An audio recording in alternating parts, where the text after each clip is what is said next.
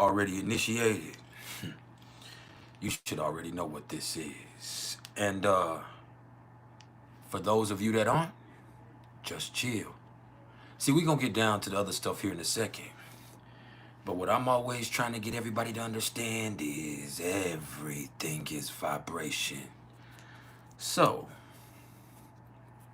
before we do anything else,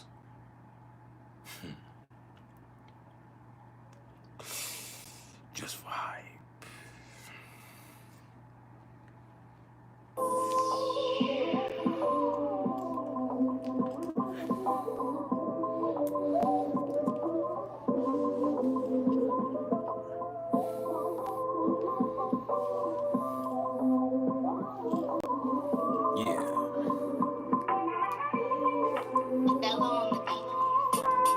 It is now officially Cancer season.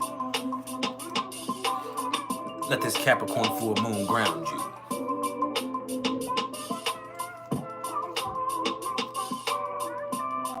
Just vibe.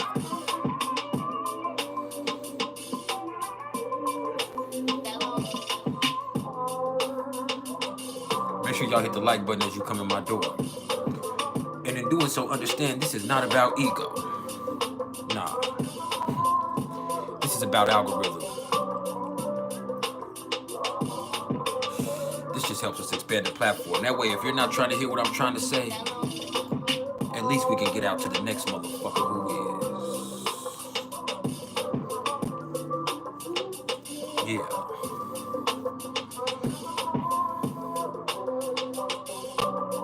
Everything is vibration.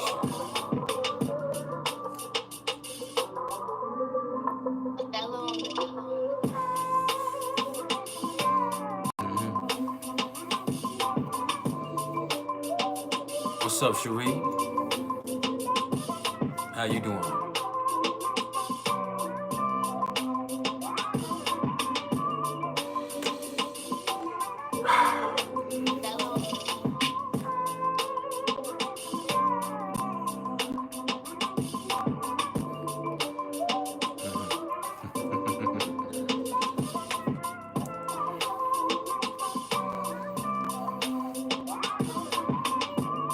Just let it seep in.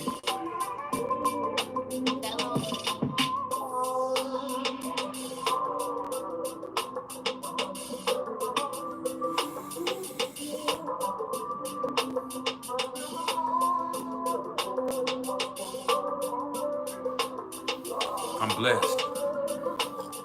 This is priceless knowledge of self. This is a Capricorn full moon. Even though the moon is still in Sagittarius, we're creeping towards Capricorn.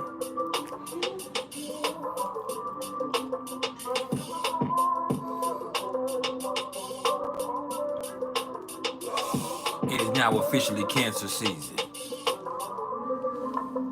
Just vibe.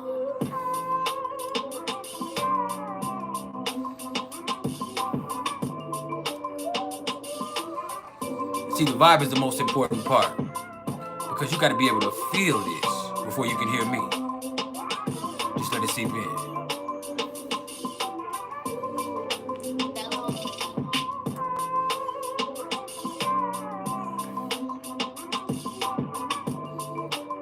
My favorite rapper is DeAndre Hitchcock.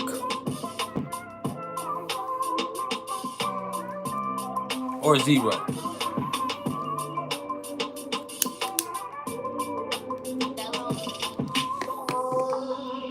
Maybe the late and great Pimp C. That's my favorite. That Jonah Sturgis was cracking. Dav Dangles, how you doing? And let me tell you something. Pardon me. If you haven't smiled yet today, now would be the perfect time to do so. And if you can't find a smile for yourself, please allow me to be the smile on your face.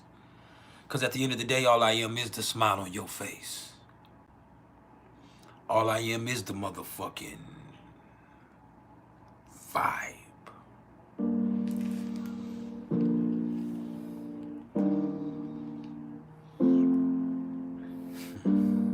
Welcome to Priceless Knowledge of Self. We're here to raise the vibration with this knowledge and information. We're going to talk about astrology and numerology and all types of things that help you understand yourself better. If this ain't for you, swipe up, bitch. We are a vibe tribe. There are thousands of us all over the world. We're not thirsty for subscribers. We're not hungry for attention. No. We got our own thing going on. If you come in on some troll shit or some fuck shit, you're gonna be banned immediately. I'm talking about exiled expeditiously. Bye.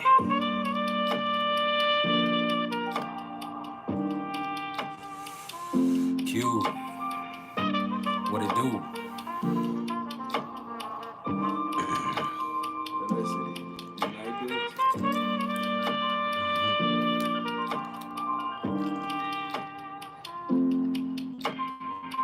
The vibe is the most important part. Because after that, everything else falls into place.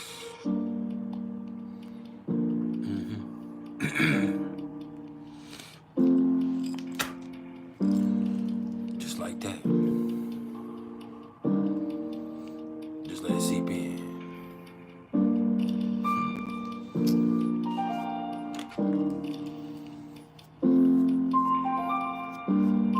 It is now officially Cancer season. Let your emotions flow freely. Yeah.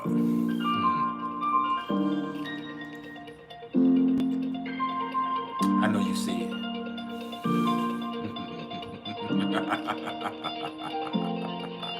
Bye.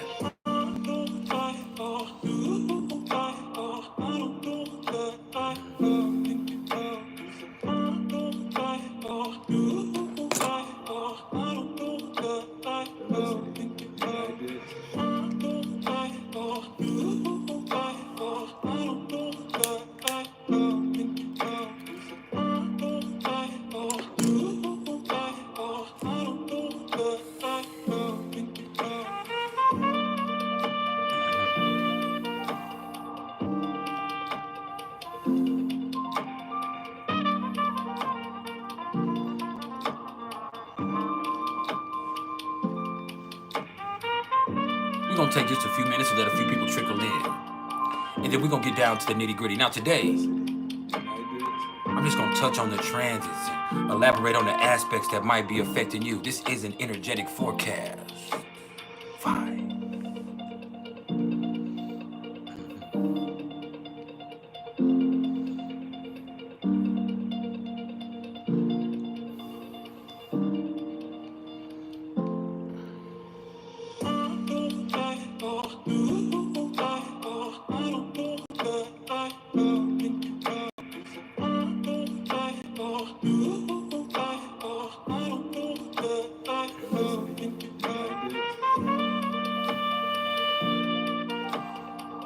That's healing.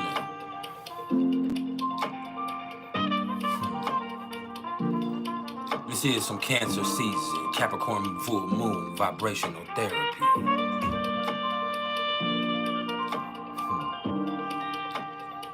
Everything is vibration.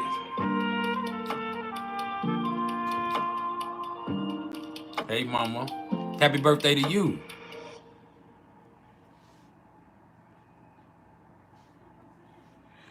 Now,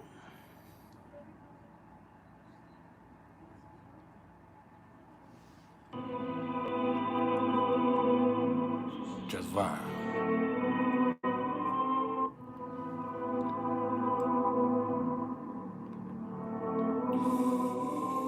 Bailey Hoover.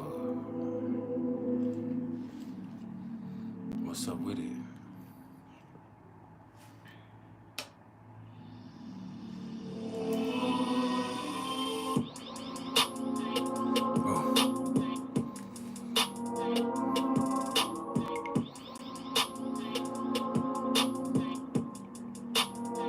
Today is the official start of Cancer season.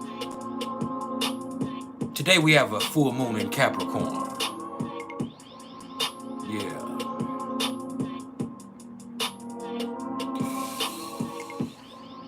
Just fine.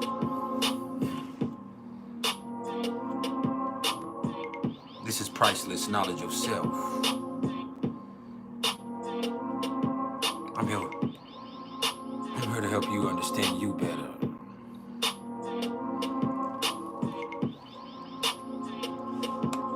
Just vibe.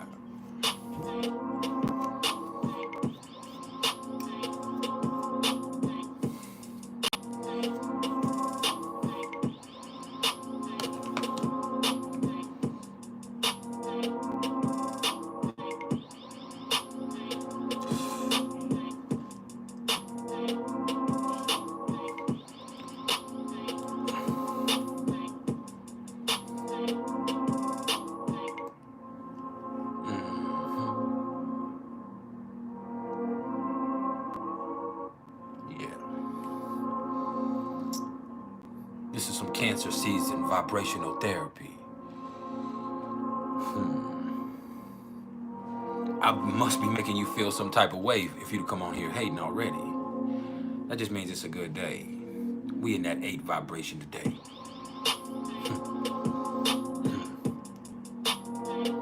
Yeah. Let me turn you on to the supreme science. What's up, Joni?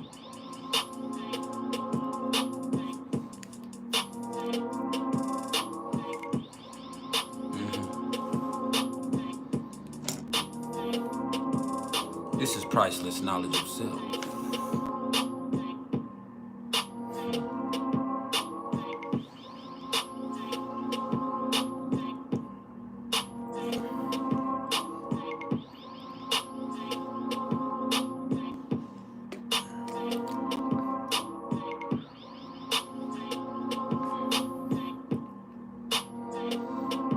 Just let it seep in.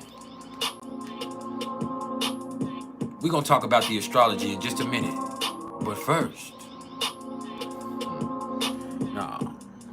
just let the vibe seep into your soul. Or as Country Wayne would say, let it sizzle in your spirit.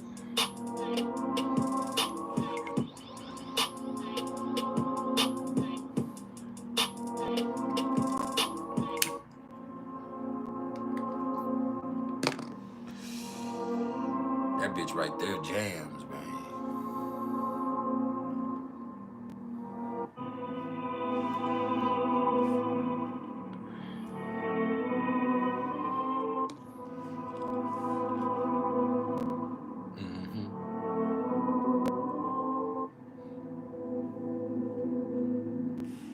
Watch how that shit kicks in on you.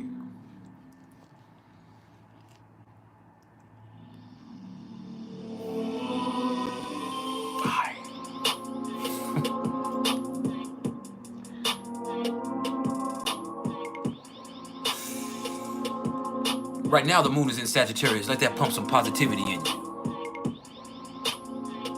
And then later on, we're going to let that full moon in Capricorn ground us. Let it work on us. Omega Max, as you in here hating, I need you to understand one thing. There's no such thing as suspect in here or zesty. Because we don't give a fuck about sexuality. We here for spirituality. Everybody's welcome. So you calling shit suspect, you calling somebody gay, you saying any type of that bullshit is not an insult. You just insulting yourself looking like a fool on some low vibrational bullshit. If it's not for you, swipe up, bitch. You're not gonna hurt our feelings. This is the Vibe Tribe. We're gonna raise this vibration with knowledge and information. You hear me? We don't need you, but you could definitely need this. You hear me? This is healing. But sometimes, this shit is so live, it can leave a fuck motherfucker reeling. What's up, Steve Chitwood?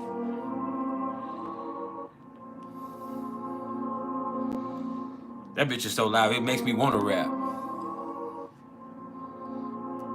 I ain't gonna lie to you.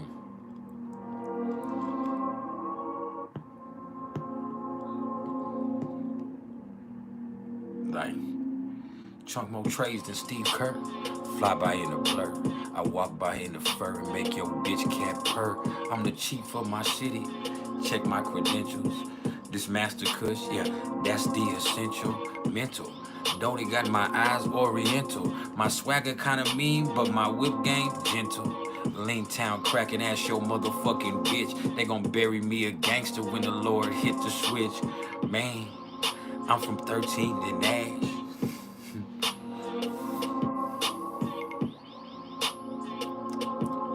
It doesn't matter what I am. We don't give a fuck about sexuality. We here for spirituality. Are you dumb is the question. When you ask some stupid shit like that, what you have to ask yourself is, am I stupid? I got time today. It's Friday.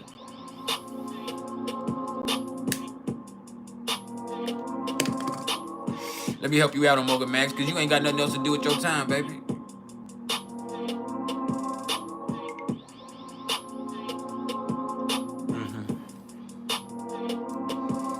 Just fine. We're going to jam one more after this, and then we're going to get down to the nitty gritty. You hear me?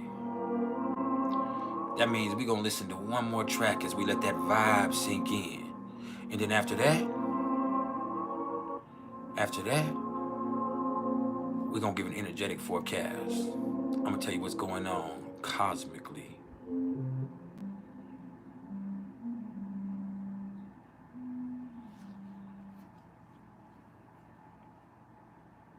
Avec sans la voilà les muses. I love you too, baby.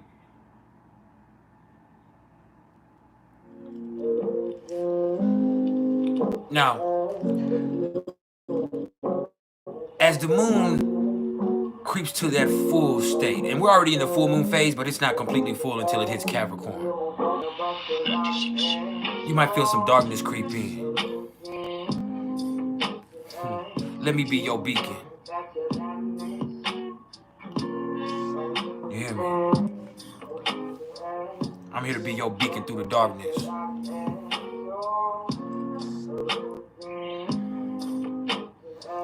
To give a fuck about the darkness. I was in a dark place when I made this.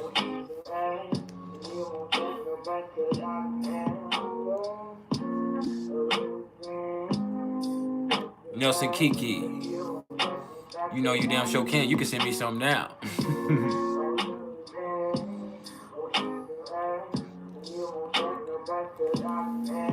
Yeah.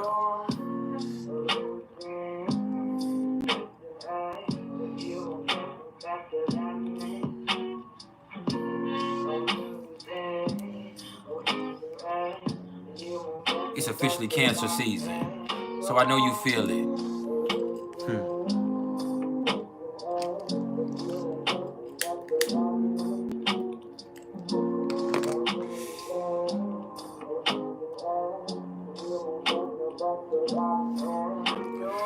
Nelson Kiki, I have Venus and Leo, so I love compliments. I thrive off of them. But I also deserve them.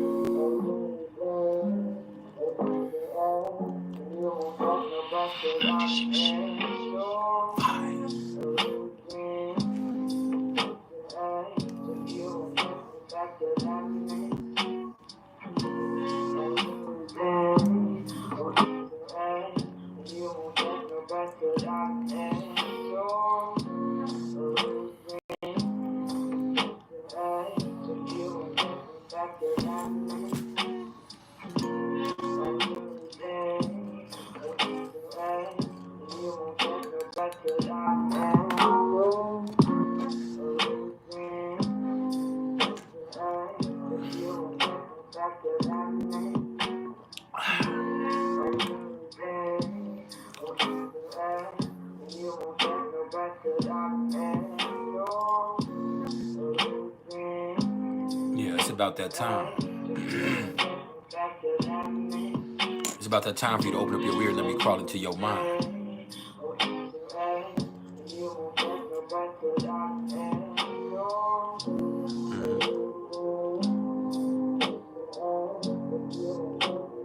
I appreciate the CashApp love, Tiny Drea.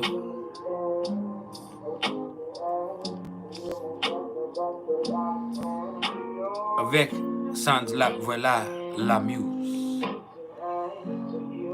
My children are doing fabulous.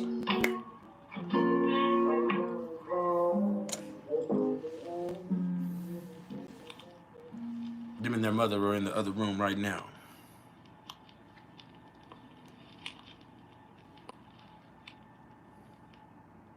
Now, y'all ready to talk about what's going on cosmically?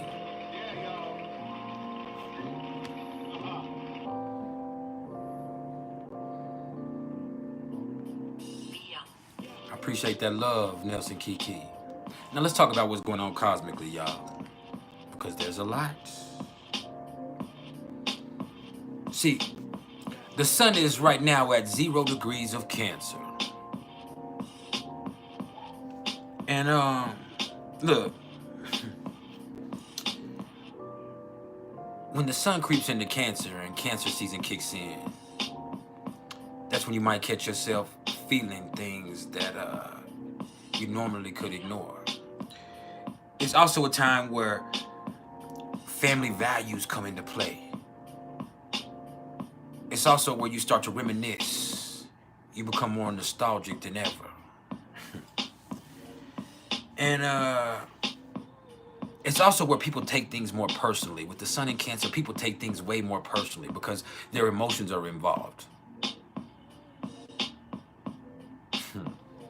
When the sun is in Cancer, whatever sign that the moon is takes a different type of tone because the moon rules Cancer. So when you're dealing with Cancer energy, you always want to assess what's going on with the moon also. And so we're in a full moon phase. We have the moon creeping into Capricorn where it's going to make a full moon in just a few hours. And hey, when the sun is opposite to the moon, we can kind of feel a conflict or a conflict in our nature. I said a conflict. A conflict in our nature start to come in. Because we have feelings, right? But we also have responsibilities. There's still work that needs to be done. There's still stuff you have to take on. You wish you could sit up and reminisce all day long and cry about shit, but hey, life is still going. You hear me? See, this is the Capricorn full moon here. You got to ground yourself with the full moon. You hear me? Because the sun is here square to Neptune, conjunct to Venus. So people are feeling everything right now. And emotions are really, really coming into play more than they have in the last, 3 months since it was in Pisces. But life ain't gonna stop lifing just because you started feeling. You hear me? And I feel like with the moon in Capricorn here, it is giving us a certain grounding effect. Like, hey man, chill out. We can't go backwards. So these emotions that you have, we need to work with them. We need to make them useful. If they're not useful, we need to express them and keep rolling. But yeah, man, there's definitely a sensitivity, maybe even a certain softness and a certain nurturing effect that comes in when we're in Cancer season. And our family, especially our mother, comes into play. And not everybody had a good relationship with their mom. And you know, that's hard for me to fathom sometimes because I lost my mom when I was 13 years old. I found my mom when I was 13, so I've made a martyr out of my mother. And with me being a Cancer sun, I love my mama. Hell, this is my season. My birthday's in just 5 days. So I sit up and I have these fond memories of my childhood and with my mom. But I actually just now, in the last, 5 or 10 years, 5 to 10 years, started realizing that some people had shitty experiences of a mother. But this is definitely one of those times where you have to really think about it, and you're gonna find yourself thinking about your mom or thinking about your family, thinking about your roots, thinking about where you came from. And for some people that brings up pain. But this is the perfect time to release it. It's a perfect time to release it. Yeah, we got a full moon in Capricorn. You just need to ground yourself in that. Figure out what's useful. And the one thing you need to not do with the moon in Capricorn and the sun is Cancer is compare your situation and your life to somebody else's. You hear me? You don't have to compare and compete with anybody. Just take care of your shit. And discipline yourself. You hear me? You can't help how you feel, but you can help how you react with those feelings. That's the truth. You can't help how you feel, but you can't help how you react to those emotions. You hear me? You ain't got to show your ass. Plain and simple. Kiki or kick your op. I think I'll beat the fuck out of you. Why you asking that question? That's what I think. You hear me, gangster?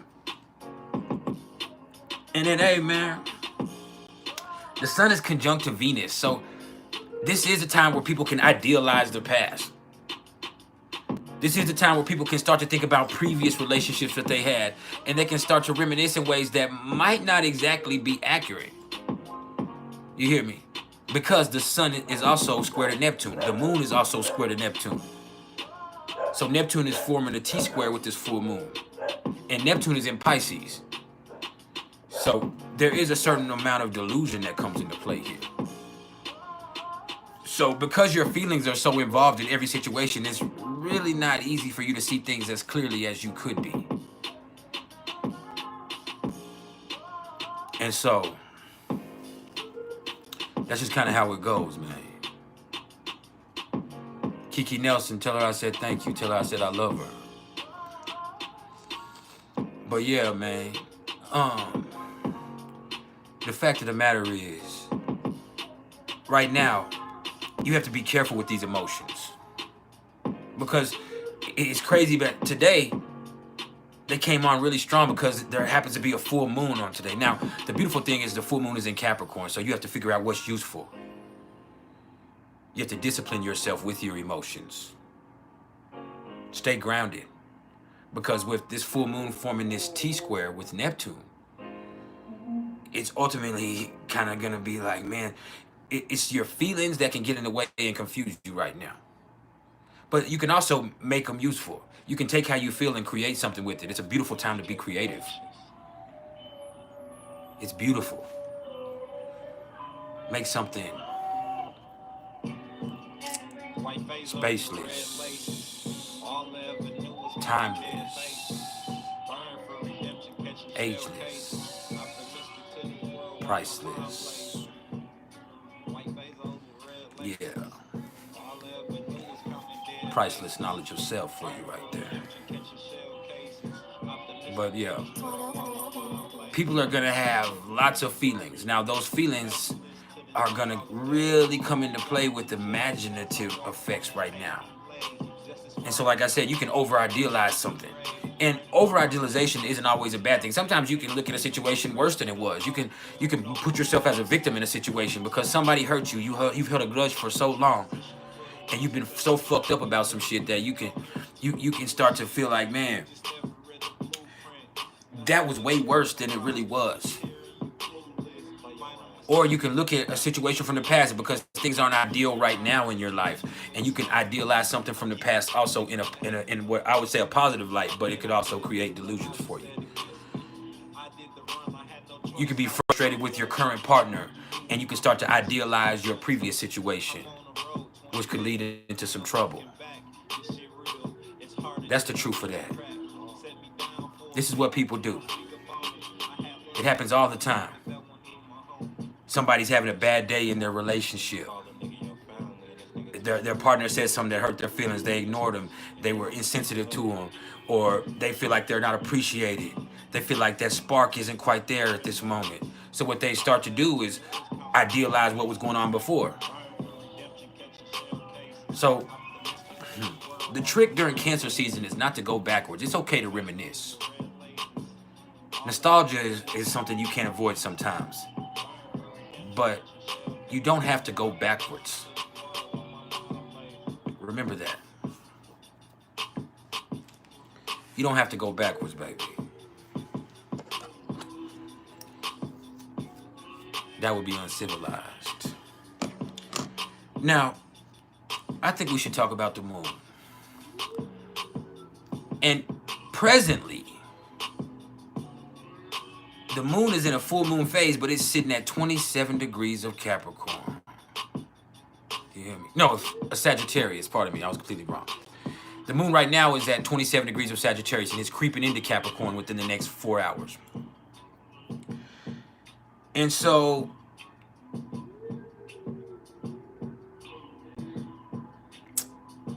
with the moon in Sagittarius right now, this is a pretty joyful time. People feel all right. People feel positive. You might even feel what I would say jubilant about the energetic shift. But things are going to take on a more serious tone in just a few hours for whatever reason. It's like there's a mentality that kicks in like, damn, I do have shit I got to do. Like, I can't play around and fuck around all day. And I was kind of in that this morning. This morning I was sitting up and I've been chilling all day. At first I didn't feel real good, but then I started feeling better as the day, and I started playing and I started interacting on social media and I started doing all this shit. And so it was a great experience, but then there was some time in there where I realized, man, I got some work to do. I got some work to do. So yeah.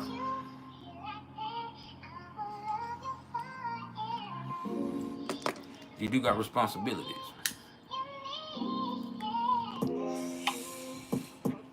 But look, there's this impulsive and restless quality to your instincts with the moon in Sagittarius. And what's funny is with the sun in Cancer and the moon in Sagittarius, you can start to think the grass is greener where you were before. Instead of you thinking the grass is greener in the next place, you can start to think, like I said, with all of this energy, because Sagittarius, the moon is also at this moment in that exact square, or coming into that exact square with Neptune. And so with the sun in Cancer, with the moon in Sagittarius, with Neptune in Pisces, what you start to do is you start to feel some type of way. And as you start to feel some type of way, once again, as I said, you start to think, man, I miss how things were. You might even start to miss a certain individual. And you just have to ask yourself, is that real? Is it worth entertaining? Because as the moon creeps into Capricorn here in a few hours, and we come into that full moon completely, I guarantee a lot of people are going to have a change of heart. It's more or less like, damn, I'm tripping. I'm tripping. Whatever it is. But that full moon in Capricorn is coming, helping you to discipline yourself in whatever you have going on. You know. But with the sun in Cancer, with the moon in Sagittarius, this is the perfect time for you to explore your emotions, experience them. There's times where you might want to observe them, like when the moon is in Libra. But this is one of those times where you experience your feelings, you know, and try to make something positive out of it. Experiencing them the way that you are right now can help you understand yourself better. And this is priceless knowledge of self. You hear me? Now, later on, when the moon gets into Capricorn, you might be like, man, I ain't got time for all of that. I ain't got no time for all of that shit. I've been tripping all day long, or I've been tripping for the last few days. However it is, man, it's just more or less like, I ain't got time for that. I have these feelings, and I can't help how I feel, but I am responsible how I react to it. So, you thus ground yourself in maturity. You hear me? Trust in your spirituality with the moon in Sagittarius. That's the truth. And when we get to Capricorn, they'll take care of itself. Plain and simple.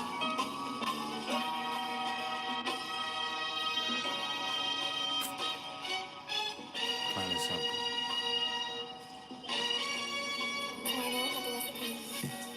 Look, do I need to say it one more time? We have a lot of new people today, so let me say it one more time. I've already said it twice, but let me say it one more time. This is priceless knowledge of self. We are the Vibe Tribe. We're here to raise this vibration with knowledge and information. So we're going to talk about astrology and numerology and all types of stuff that helps you understand yourself better. You hear me? And that ain't going to be for everybody. So if it's not for you, just swipe up, bitch. That's all you got to do is swipe up. Because once you come in on some troll shit or some fuck shit, you immediately expose yourself. And then through that, I have to ban you immediately. I'm talking about exile you expeditiously. You hear me? Plain and simple. That's how it goes.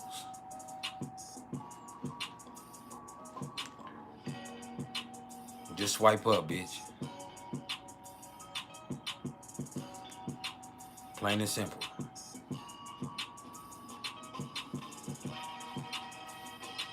I'd like to welcome our new moderators also.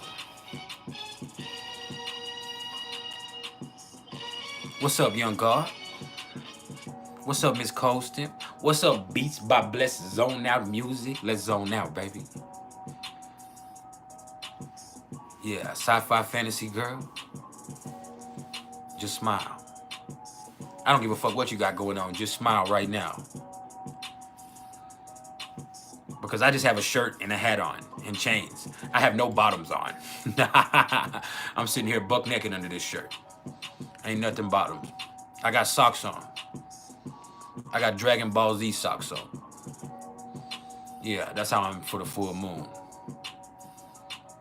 I'm straight werewolf mode. What's up, Villanita?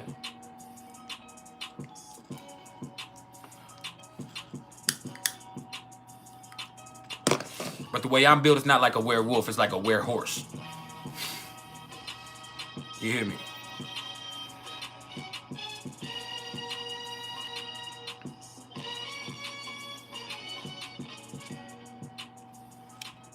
Not a centaur.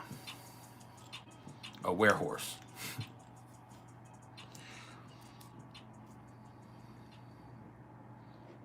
Yep. Shout out to everybody in France and everybody in motherfucking Bulgaria. Everybody in England, Wales, India, Newfoundland, New Zealand. All over the United States. Yeah, we all over the world in this bitch. We worldwide.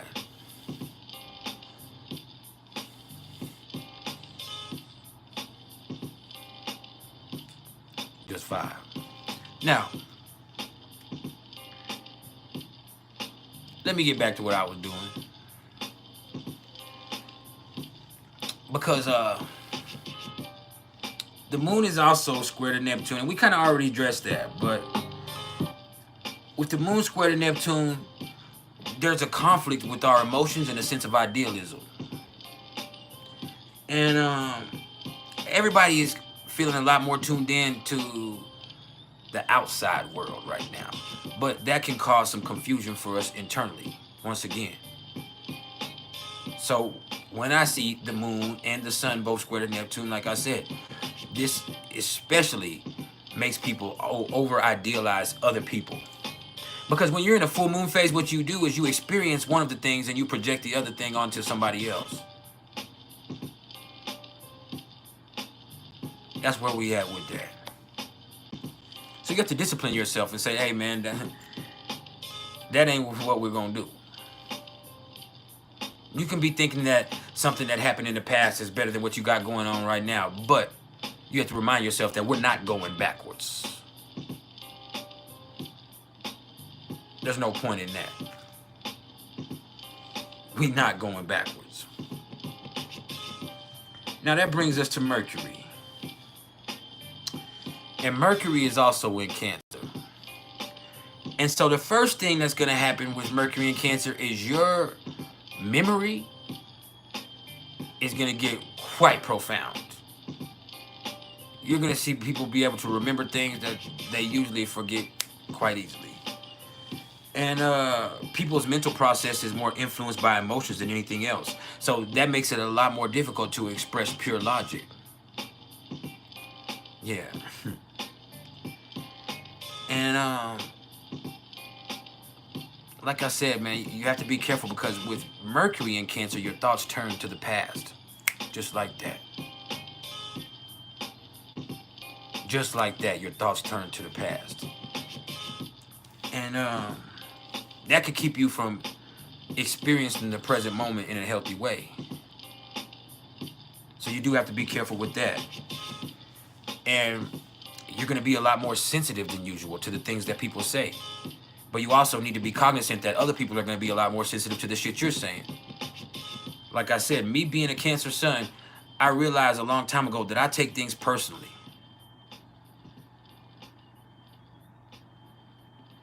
I take things personally. I take everything personally. Except this bullshit in the chat. But when something's said, I sometimes have a tendency to like relate it to me, like, and it don't have nothing to do with me. And so you got to be careful in your expressions right now, because that's how everybody's doing things. When somebody says something, they think you're talking about them, and they're more sensitive than they are ever. And so you might get a fucked up reaction because somebody thought you were addressing them, or you were talking about them, or you got a problem with them when it ain't got nothing to do with them. Plain and simple. You hear me? That's just kind of how it goes.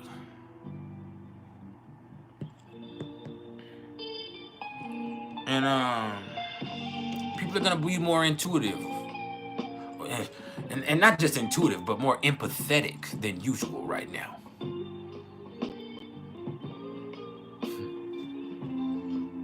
And just be careful, because Mercury is conjunct to Venus and sextile to Mars.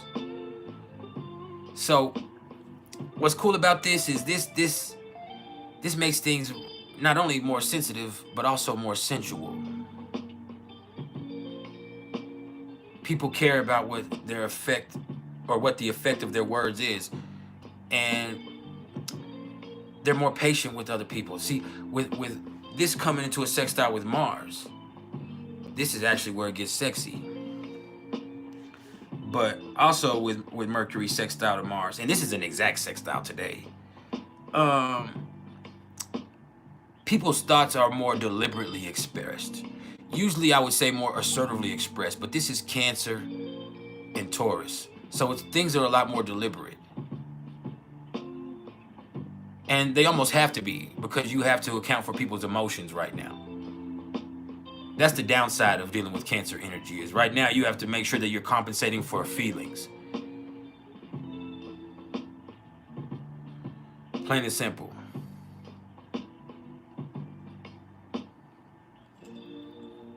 And this is more than ever the time for you to make your feelings work for you. And with Mercury conjunct to Venus,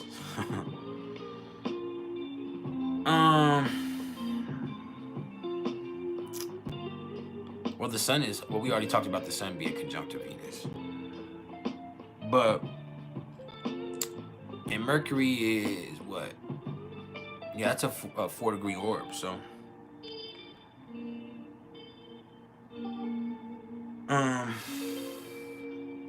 With Mercury conjunct to Venus, there's, like I said, people are more sensitive. People are really thinking about their family. They're really thinking about how people feel, how they feel when they're expressing things, and people are really, really, really able to nurture their emotions expressively. Plain and simple.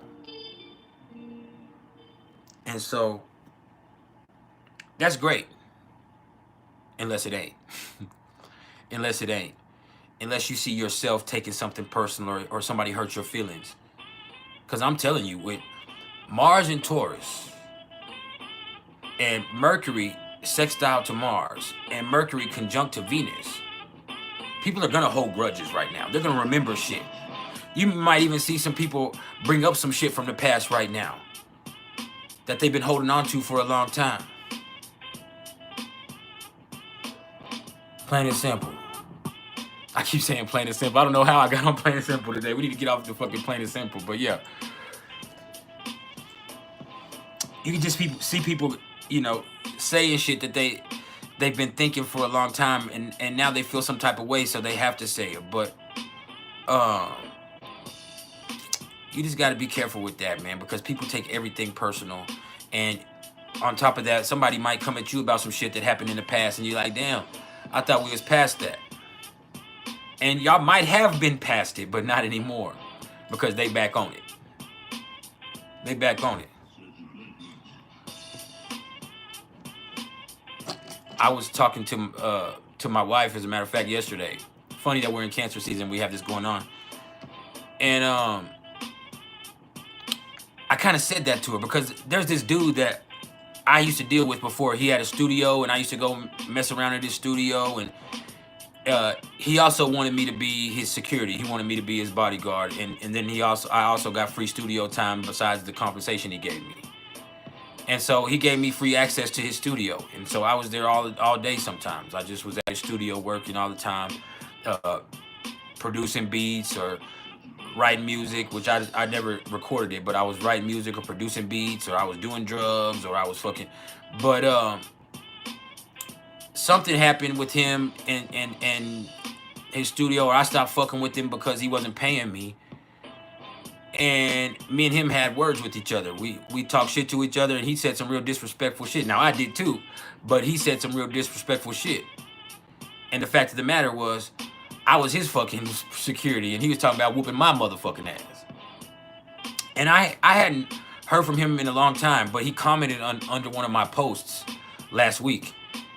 And I saw it, and I didn't think about it last week, but yesterday I thought about it. And I was sitting there talking to my wife, and I just said, hey, motherfucker Brandon called himself commenting on my posts like we're just cool. He was talking to me like me and him are friends from back in the day.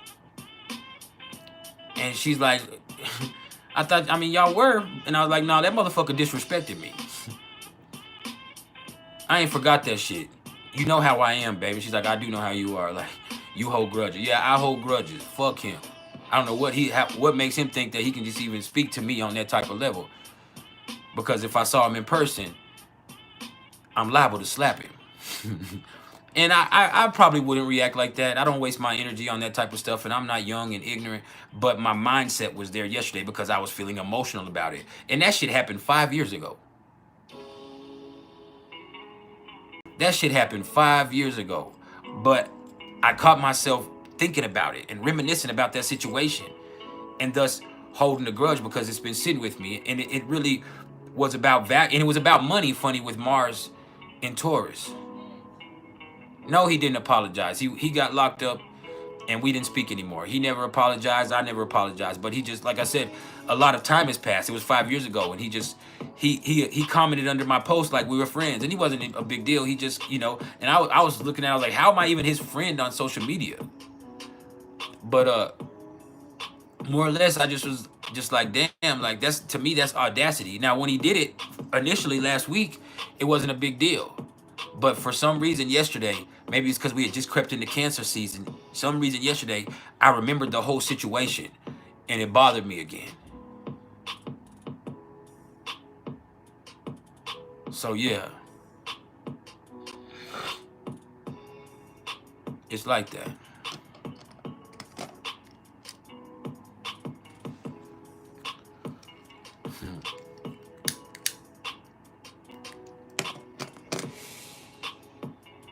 I had like a 2-hour conversation about my kids earlier. That's Cancer season type shit.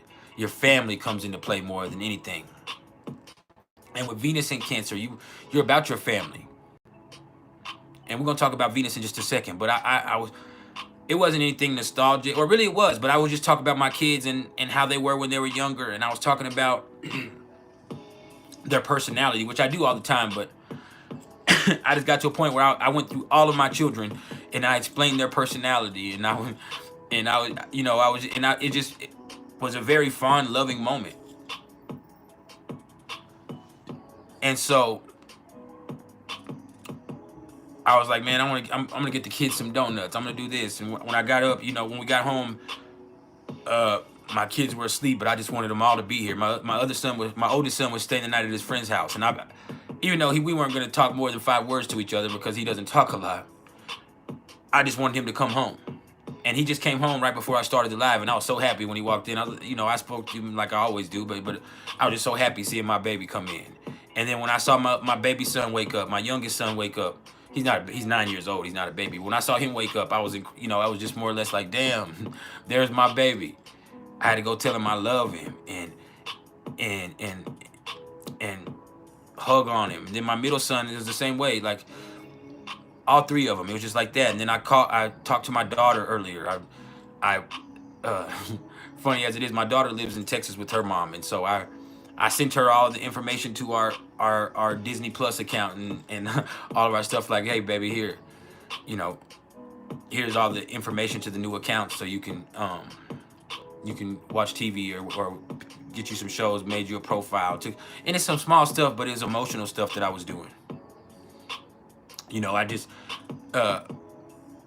something happened and we couldn't access our old Disney Plus account, and she was a part of that, so we had to create a new one. So I immediately had to send. I know how much she loves that type of stuff, even though she's 17. So I sent her the Disney Plus account, and creating her an account and all of that shit just felt good for me emotionally. It's not a big deal in the grand scheme of things, but it made me feel good emotionally. Like, damn, I did something for my baby. I was able to personalize something for her. This is where, with Venus in Cancer, where people might want to be home more than often. They want somebody that they can chill with at the house. It's not as much as about being out and about. People want something that they can feel domesticated with, even if they're just playing house. So you do have to be careful where people can start playing house right now without really understanding the situation. And then you also have to be careful with Venus in Cancer of what you allow to feel like home to you. Now, that's a different concept.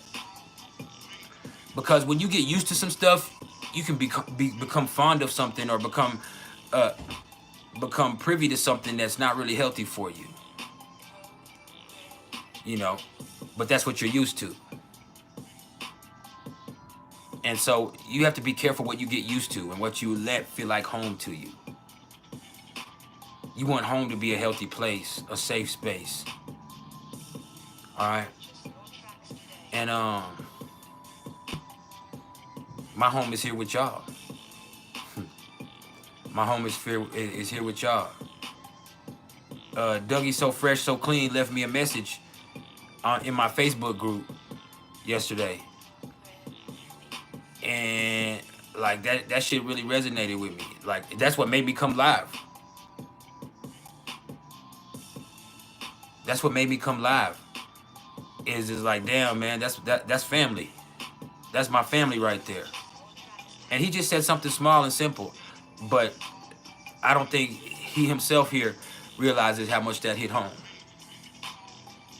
So I was just more or less like, man, I'm gonna come live.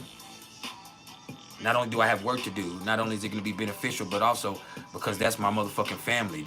The Vibe Tribe is my motherfucking people, and I feel good enough today to go live, so why the fuck should not go live? I'm here at the crib, I might as well. And so that was beautiful. I love y'all. That was beautiful. But yeah, overall, man, with Venus in Cancer,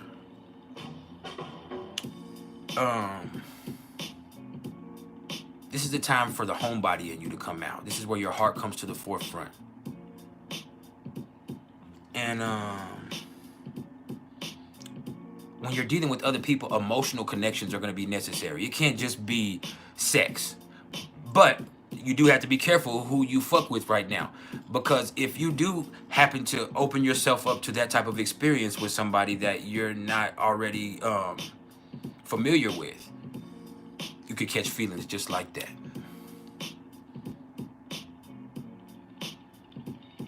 You can catch feelings just like that. And funny as it is, as sci-fi fantasy girl says she would like to go to the beach, this is a perfect time to get around some water. If you're not going to be at home, go get around some water. It's summertime up in the northern hemisphere. So, hey, go be around some water.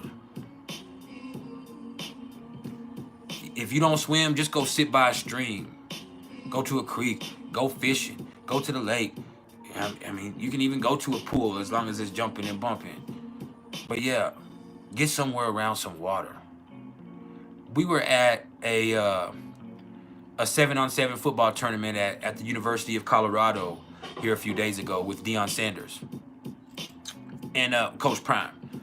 He hosted a Juneteenth invitational 7-on-7 tournament, and my oldest son, he's an awesome football player, so he was invited. Him and his varsity team were invited to go play there with teams all over the country, from all over the country. And so when we went or whatever, besides the 7-on-7 tournament, there's this beautiful river that runs right behind the University of Colorado at Boulder. When you're going to the football field, you have to cross this bridge to go down to the practice fields. Besides the indoor facility that they have, well, they have several practice fields, but they have some more practice fields down there. And so you go down this field or whatever. I mean, you go down this, you go away from the, I forgot what the field, Folsom Field, where they play football. You go away from Folsom Field and you go behind it, and then you go over this bridge, over this river, and it's a beautiful river. And I didn't tell anybody because it was something personal, but every time we crossed over that river, I felt so fucking peaceful. It was like just going over that river and seeing that beautiful scenery of that river going under us was healing for me. Seeing those rapids, seeing that water. There's nothing I wanted to do than go down there by that, more than go down there by that water. But I had responsibilities to take care of. And so I had to go be with my son and go watch him and his team. So I didn't get to go down by the water, but I was just soaking in that scenery. And I just remember thinking, damn, I wish I could go down and get in that, not even just be by that water, get in that water. And it wasn't even hot that day. But the way that water was moving, seeing that clear, beautiful water, seeing those rocks, seeing that scenery, it just made me want to go down there and just stand in the middle of those rapids and let that shit wash over me. And I also want to let y'all know you do have to be careful right now, because this is the time where people might be fucking around and then they get involved with somebody, and then the next thing you know, you see them jumping in and moving in with each other. You can see people just moving in with each other just like that. And that shit, that's typical water sign shit, but this is cardinal water. So it's a lot more active. And so people have these emotions that they act on even more because it's more personal. With Scorpio, it's deep and hidden, and it's sometimes toxic and obsessive and secretive. With Pisces, it's without boundaries. Sometimes it's not even personal. You're dealing with the mood of the moment, the temperature of the times, or something that you've picked up on empathetically. But with Cancer, it's your shit. And so you have the Sun, Mercury, Venus, all in Cancer. You know? And so you got to be careful. Your feelings are getting involved in everything. So the beautiful thing that you can do tonight when we get to this full moon in Capricorn is be responsible. Understand that you have these feelings, and sometimes you can't help how you feel. But you are responsible for how you interact with them and how you entertain them and how you react to your emotions. So be mature. To feel is to be a part of the human experience. But you also have responsibilities, and you have to address them maturely. So discipline yourself with those emotions. All right? Understand, this might not be a smart choice. I was talking to my Capricorn daughter, and she's a Capricorn Sun, Libra Moon, and she told me that she had a moment yesterday. She might even be watching this. If you are, Susan, I love you. But she said she had a moment yesterday. Something happened with her mom or their situation at their house, and she just said she had an emotional reaction to it. She said she started crying, and there's really nothing she could do about it. She said she started crying, and she started thinking, man, why is it always like this? But it took her a while to realize that she's just thinking about how things used to be, that it's really not like that anymore, and it hasn't been like that in a while. And so just like I said, it's real easy for people to catch feelings about something and then realize that, man, what I'm thinking about is something that used to be. It has no effect on my current situation unless I allow it to. And so she kind of realized that. She told me that herself. She said, hey, I just had to realize that I have a toxic way of looking at things, or I have a bad reaction to stuff. I forgot what her exact, let me look and see what her exact words were, because I don't want her to think I'm lying about her on here. Because she probably cussed. She has Mercury in Sagittarius. Let me see. Oh, she said she realized that she has a bad mindset that she needs to let go of. That's what she said. She said, I realize I have a bad mindset that I have to let go of. And I asked her, what do you mean? And she just said, because I spiral every time some poor shit happens, like about money or about bills, but I can't do that. Because I be boxing myself in when I do that. I start thinking about the way things used to be, and I start thinking, damn, that's how it is again. Now here we go again with the way shit used to be, but it's not what it is. Sometimes things can go wrong, and sometimes life is going to get hard. That doesn't mean things are going back to the way they used to be. The only way they're going to go back to the way they used to be is if you allow them to get to that place. You know? She kind of just said that shit, you know? And so I was really, what's the word I'm looking for? I was really proud of her maturity, but I also observed it as an astrologer and was like, dang, I wish I was like that. I wish I was like that. Because as a Cancer, I would immediately start thinking, man, it's always been like this. I guess this is how it's going to be. And I would have cried about it, but I wouldn't have done anything about it. But her as a Capricorn, she got proactive about the situation. She handled the situation. She controlled herself in the situation. And then, with her having that Mercury and Sagittarius and all of that shit, she was able to observe the big picture and see how she herself was looking at it the wrong way. So, yeah. I think all of that is relevant right now. What the fuck is this playing? Hold on.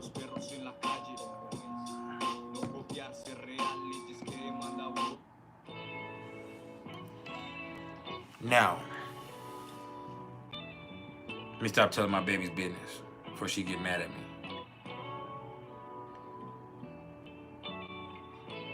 That brings us to Mars.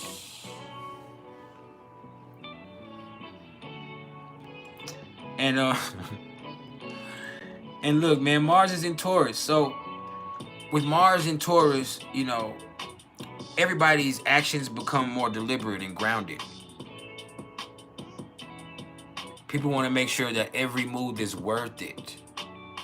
And sometimes when they say worth it, they're talking about actual material worth.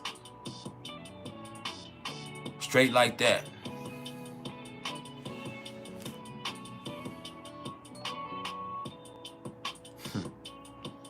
Material worth. People are going to really be worried about the material worth of their work or how other people value their efforts. And you can see yourself being like, hey man, I'm not being paid enough.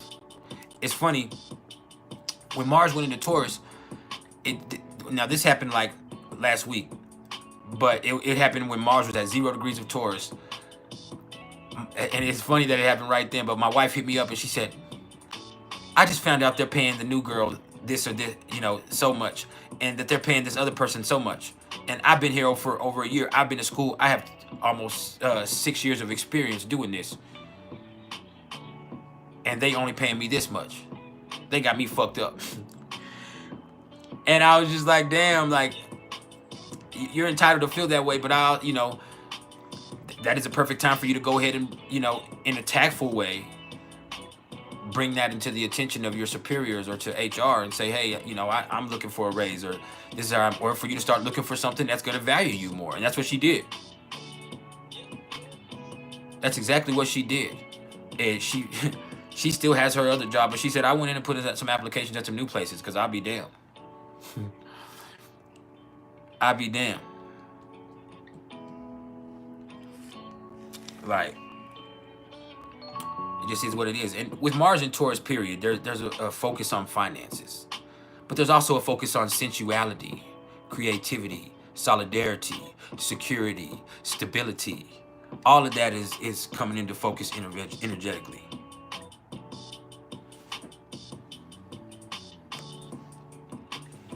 Plain and simple.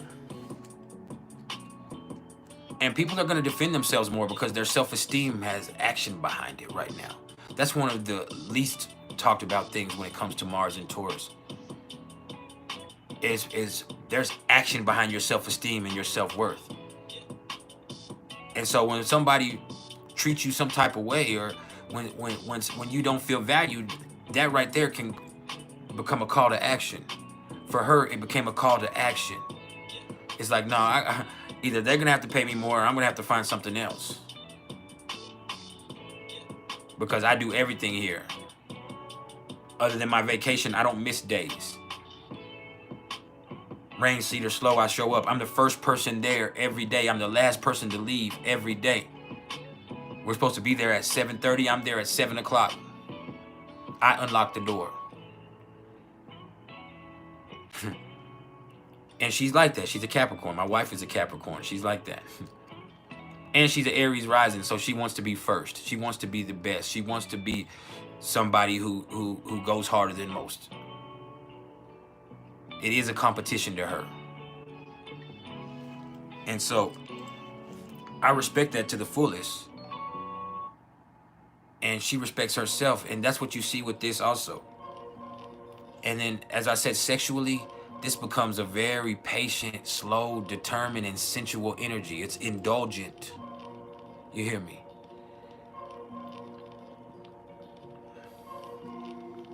Mars and Taurus is indulgent. Plain and simple. Go get a channel. What's up, fam? Fuck Joe Biden. Fuck politics. We need two completely different candidates. By the way, thank you, YouTube. I just got my payment that y'all owe me. The 21st is YouTube payday.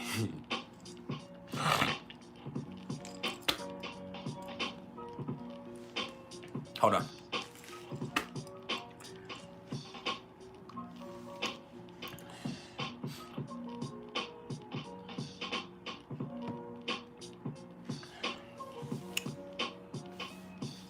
Hey, go get it.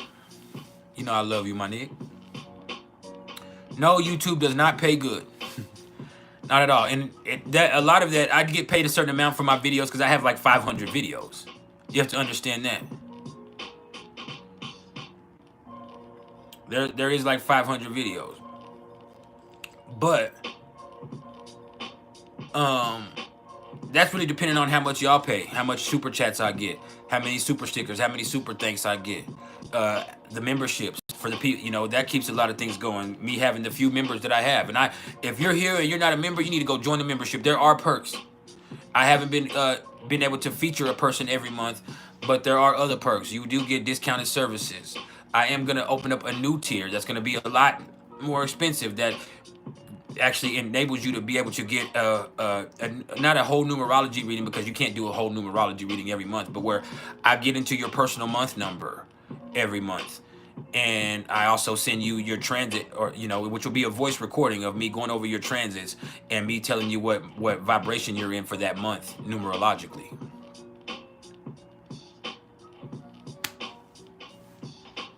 So yeah.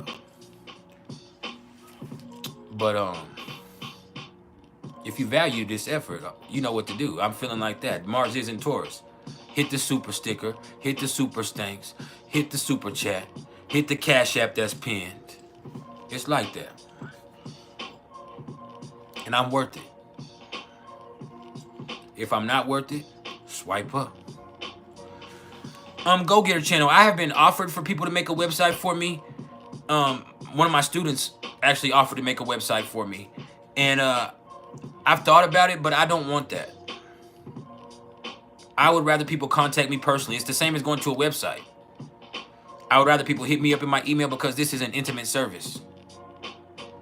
It's not something where you're going to press a button and it sends you a predetermined written report. No, this is where we're going to interact with each other, where you're going to get something that's personalized from me, where I'm going to read your chart with my voice and my energy. Oh, hell, Dangerous. You on some weird shit.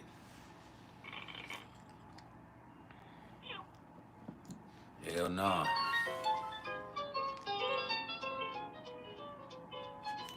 I would never show my feet. I'm a boy, damn it. There's nothing I hate worse than man feet. I actually love women that have beautiful feet. As a matter of fact, it doesn't matter how the rest of your body looks.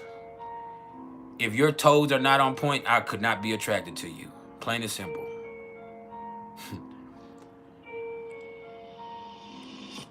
That's real. I don't care how big that booty is. I don't care how gorgeous your face is. If a motherfucker does not have pretty feet to me, not pretty feet to you, I'm talking about pretty feet to me, and I'm very specific, then I could not be attracted to you. Plain and simple. Now, on the contrary, I could be attracted to somebody's feet. Also, I don't want to kiss or suck on their toes, but I could be like, damn, that motherfucker has some pretty ass feet. No, it's not a foot fetish because I don't want to do anything sexually with their feet. I just have a foot preference. I cannot be attracted to somebody who has ugly ass toes to me.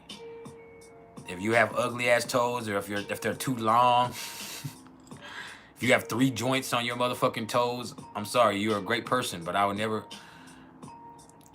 fuck with you.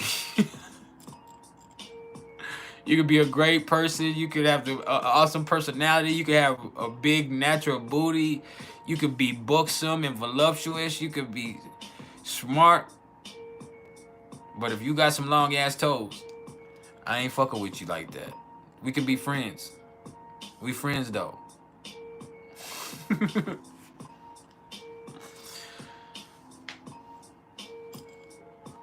Yeah, I ain't fucking around though.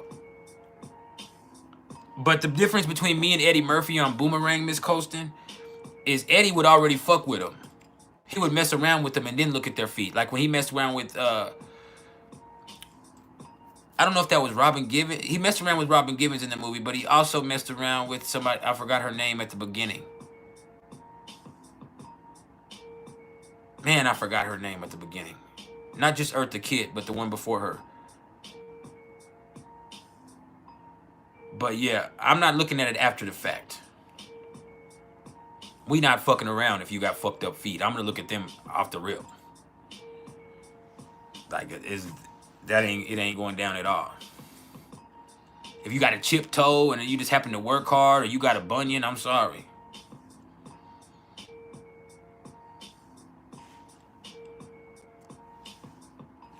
Avec Zanzvala. Well, what's interesting about that, before you get there, is I actually see there is this girl that I used to follow on Facebook that makes videos, cooking videos, and she doesn't have any arms. She doesn't have any arms at all, but she has the most beautiful feet. And I would sit there and wonder, like, damn, like, she has beautiful feet. She has another feature I'm attracted to, but that's crude and vulgar. She got that fat kitty, but I saw that, and but she has beautiful feet, and not like the way she just be chopping with that knife and cooking with them feet. It's beautiful. And it's like on her arms, she don't have no arms. She just has like one little finger. She has like some that come here or like here. It's like here, this much of an arm, and then there's like a one little finger that comes out of her nub or whatever. And I'm not even making fun of her, but that's what she has. And sometimes she uses that to hold on to stuff. But she has some really pretty feet. And I just be like, damn.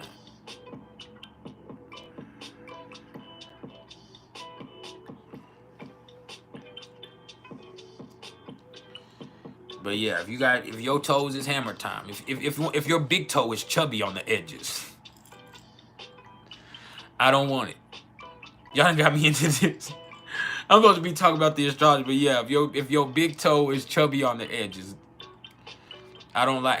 I mean, you can have cute little, feet that have some meat on it, but I'm talking about if your shit you got that extra fat knot on the edge of your toe that makes your toe look round. If your big toe is too round or bulbous, I can't fuck around.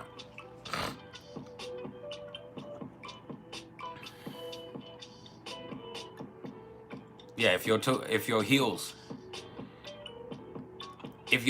crack, I'm not. Now what's crazy is I did used to date this Capricorn, right? And she might have a Pisces moon or something, because she kind of I don't know if she had a foot fetish because she didn't want to look at him. But anytime we were gonna do it, she made me take my socks off, and I've never been with any woman that cared about that. But she would just be like, hey, no. If you get in this bed, take your shoes and socks off. Or take your socks off. And I'm like, what? She's like, I want to rub feet. And I'm like, man, I don't want to rub my foot on you, because I got that one toenail that just don't want to act right. Like, it's just thicker and more gangster than the rest of them. I call it, excuse my French for those of y'all, but I call it my nigga toe. Most niggas have this one toe. Some niggas have several of them. But yeah, I got one of them thick toenails. Just one of them. All the rest of them, I have beautiful feet, except that one toe.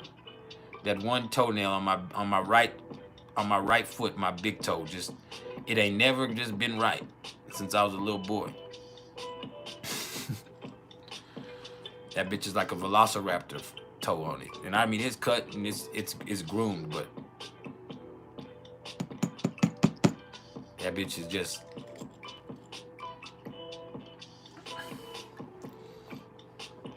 It's a little more rough than the other ones. It reminds me where I came from. It's not a claw. I have beautiful hands. I have big hands.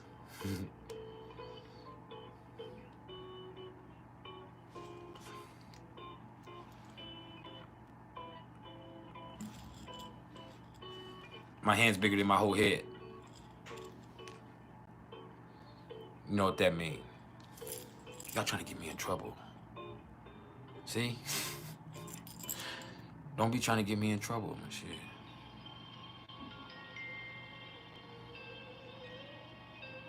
She already listened. My wife has Venus in Scorpio. She might be watching this on the cool right now, watching the Friends on the TV and watching this on her phone. And she's gonna come here and say, why are you talking about feet and hands? And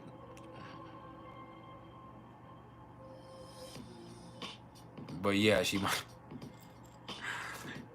be. Y'all trying to get me in trouble. She coming.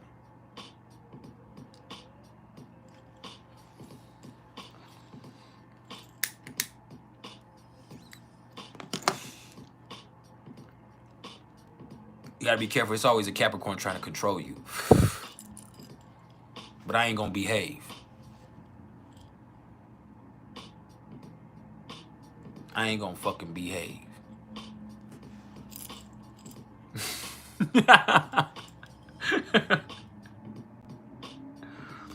What's up, Australia? It's 7:20 in the morning, June 22nd in Australia. They on a whole different time, a whole different day.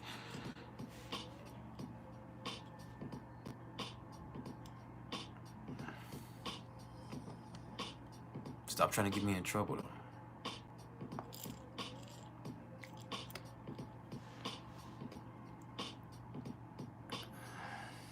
But yeah, Capricorn's trying to kill the fun.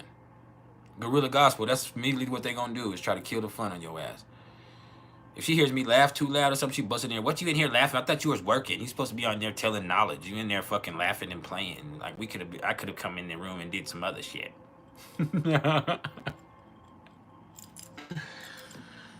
But for real, you're supposed to be in there giving knowledge. You're supposed to be in there.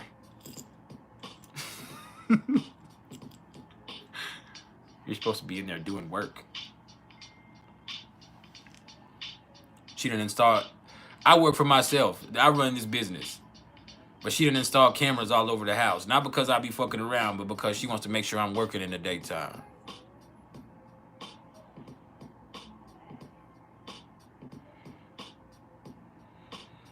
But yeah. Nah, Cancers have mom energy. Capricorns have granny energy. But not Nana. Not the Nana that takes you out and gets you snacks and sings songs with you. We talking about grandma. The grandma that gets switches. And the grandma that won't let you sit on her couch because they got plastic on them. And the grandma that makes you go, back in the day, used to make you go put water on the air conditioner. See, some of y'all don't know about swamp coolers. Back in the 80s, in the early 90s, maybe even the 70s, for you to have a window unit air conditioner in your house before there was central heat and air, they had what was called a swamp cooler. And so there's a window unit, but on the outside, there's this big, massive, square-like thing that has vents on it with straws inside of it.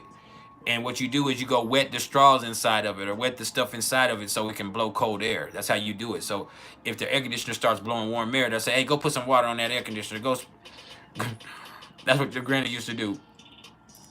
Go spray some water on the air conditioner out there. It'll be 100 degrees outside. They want you to go outside in the fucking heat and turn that hot-ass water hose on and fucking sit there for 30 minutes and put water in the motherfucking air conditioner. That's the granny you have. That's Capricorn. They granny. That's not Nana. That's not mommy or mama. That's granny. When they say, I'm finna go drop you off at your granny house. It ain't no good. And it ain't no good thing because you get over there, you got 6 other cousins over there. And she don't like none of y'all.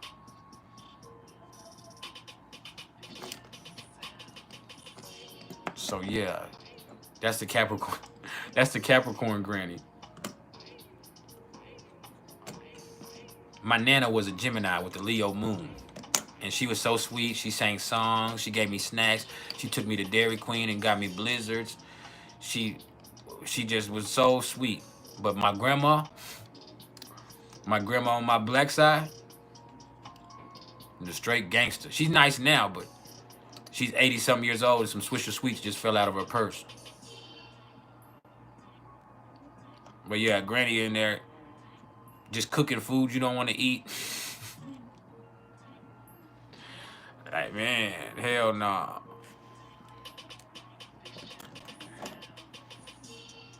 Like, I was...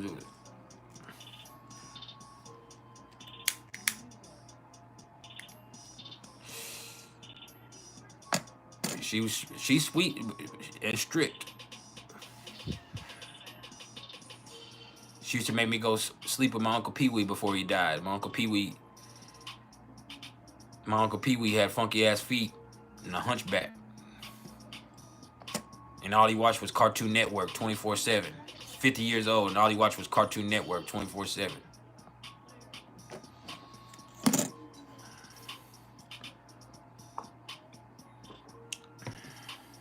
Nobody wants to watch Popeye the Sailor Man, Uncle Pee Wee. Can we put some Nickelodeon in this motherfucker? Some wrestling.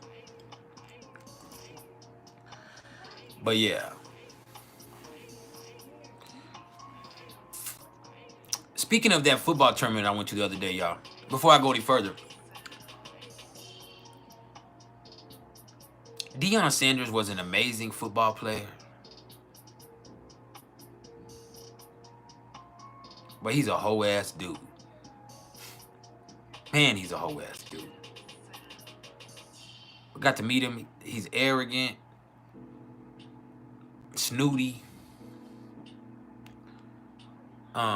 He hosted the 7-on-7 tournament. The whole thing was sloppy. It was nothing that he promised. There was over 200 kids. None of the kids, he didn't feed any of them, even though that was what was advertised. So nobody's parents brought food because on the flyer, it said food would be provided. No food. So these boys sat there hungry from 7 in the morning till 5 in the afternoon. And so, yeah, man, I'm highly disappointed in Coach Prime. That was some whole ass shit.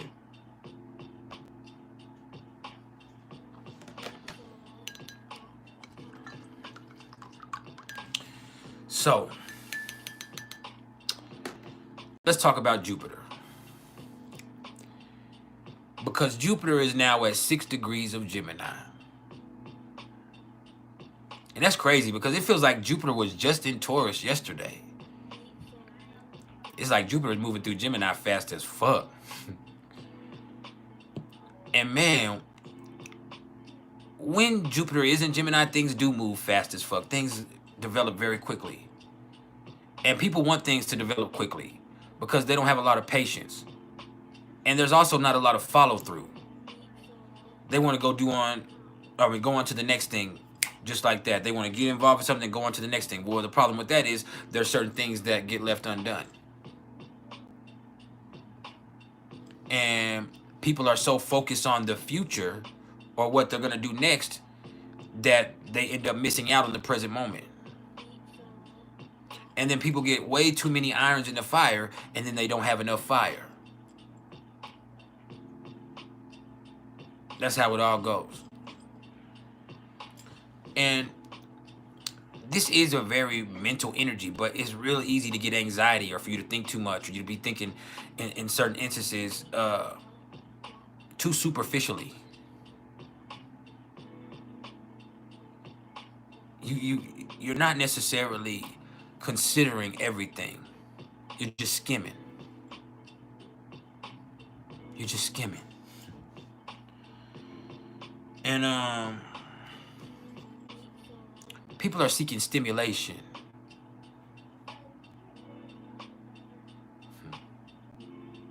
Even more than information, even though information is everything. They're seeking stimulation. They don't want validation. They want stimulation. Are you stimulated? People want to experience something new. They want to go on to the next subject. They want to do something else. They want to switch it up. You hear me? But you got to be careful when you're always trying to switch it up. Because you might kill the goose that lays the golden egg. You might switch from a productive course of action to a non-productive course of action. Why? Because you're so desirous for change. So the lesson you need to learn is leave well enough alone. It's like there's this craving for mental adventure. It's like everybody's curious. And what's cool is Jupiter does bring blessings and abundance, so people are more witty than ever. They're more clever than ever. It's a great time for writing and creative endeavors and for teaching and for learning and for talking. It's just a great time to carry on a conversation and just talk. You can learn a lot. You can learn a lot through conversation, man. So allow yourself to do so. Ebony has Jupiter approaching her Venus and Mercury in her part of fortune. That's what's up. I have it approaching my Black Moon Lilith. Not yet. It might get there before it goes retrograde, but it's approaching my Black Moon Lilith, my Chiron, and then my part of fortune. So I might not be on my best behavior for a while. Right now, Jupiter's opposite my Saturn and square my moon.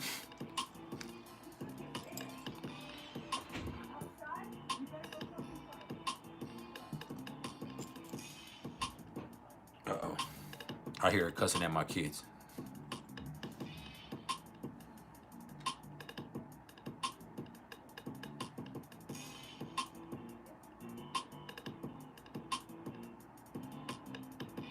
But yeah, man, Jupiter's in Gemini. What you gonna do with it? We vibing.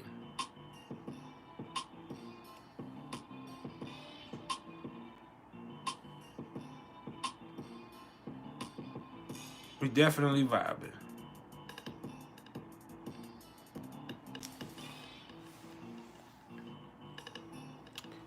Speaking of kids, I don't know if any of y'all have 3 sons. I have 3 sons. And it's great. Sometimes it's a joy, but other times it's like, man, what the fuck? Because why does my dog smell like feet? Like, having 3 sons is a motherfucker. Like, I'm over there, I'm kissing on my dog earlier. I'm playing with my puppy. And I'm like, and I smell him. He smells just like feet.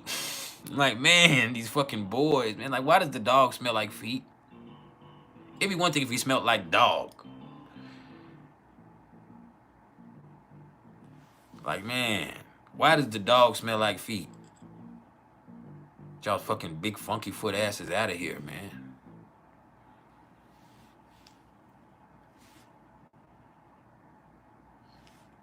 Goddamn kids.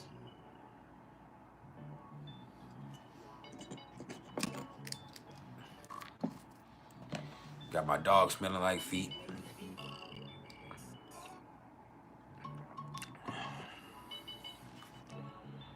But yeah. That brings us to Saturn. Saturn is at 19 degrees of Pisces stationed. That means Saturn isn't moving very much. It's at 19 degrees of Pisces, and it's going to stay there for probably around a month or so before it retrogrades back to 18 degrees in Pisces. And Saturn is going to station retrograde in just a little over a week on the 29th. And so right now, there's a focal point going on. Wherever you have at 19 degrees. Now, for me, I have Uranus at 19 degrees of Sagittarius. So Saturn is square to Uranus. But I also have my Jupiter at 22 degrees of Pisces. So Saturn is square to my Jupiter, stationed square to my Jupiter, and square to Uranus. And so I'm not sure how I feel about it yet. But I just feel like I need to let my intuition be my guide. And I need to use my inherent genius to stay positive in whatever situation that I'm faced with right now, you know. But for the collective, with Saturn sitting now at 19 degrees of Pisces, what you see right here is there's things that are really happening wherever you have this and whatever it's being affected by. Whether you have mutable placements anywhere from 14 degrees of Pisces to 23 degrees Pisces, or you have Earth placements anywhere from 15 degrees to 22 degrees, or whether you have water placements anywhere from 14 degrees to 23 degrees. If you have any of that right now, there's a major focal point, and you're gonna have to look and see how it's affecting you personally. But I would just say this is where you're starting to either realize that you're having anxiety about a situation, or something's bothering you more than it should, or to where you're worried about some shit that's irrelevant. And so there's things right now that are more than anything else just bothering people. And so it's bothering you so much because you need to deal with it. However way you can, you need to deal with it. It's bothering you so much because it's just something you can't ignore anymore. You can't avoid anymore. And so that's not always a bad thing. And you're not a victim. Sometimes it can feel like that when shit is not going right and life is very frustrating. It's real easy for us to feel like, damn, life fucking sucks. This shit is happening to me. Why is this happening? And it's happening because you're a human being. You're here having a human experience. It's a part of life. Everything you're going through is a part of the process. It's not just happening to you. It's happening all over. And no matter how crazy it seems like the world is right now, there's nothing happening right now that hasn't happened before. You're not dealing with anything that nobody's ever dealt with before. No matter what it is. heartbreak, humility, bills, addiction, sickness, death, all of that shit. Everybody's experienced it before. Not everybody, but somebody has experienced it before. So it's not just happening to you. You're just a part of the process. And hey, you got to deal with it. Once again, I have to remind you, what's going on in Saturn and Pisces has nothing to do with the externals. It has nothing to do with what's going on externally. It's about how you deal with things internally. This is about emotional maturity. You hear me? It's not about what's happening to you. It's how you're processing it. That's why addiction is more ominous than ever.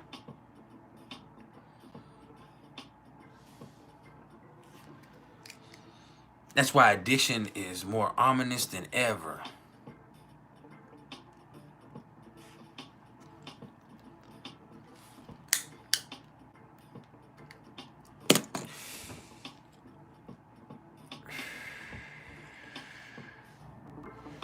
Because that's just not dealing with it. Escapist tendencies, avoidance behaviors is just going to make the situation worse. That's why there's a lot of people that are fucking dying right now.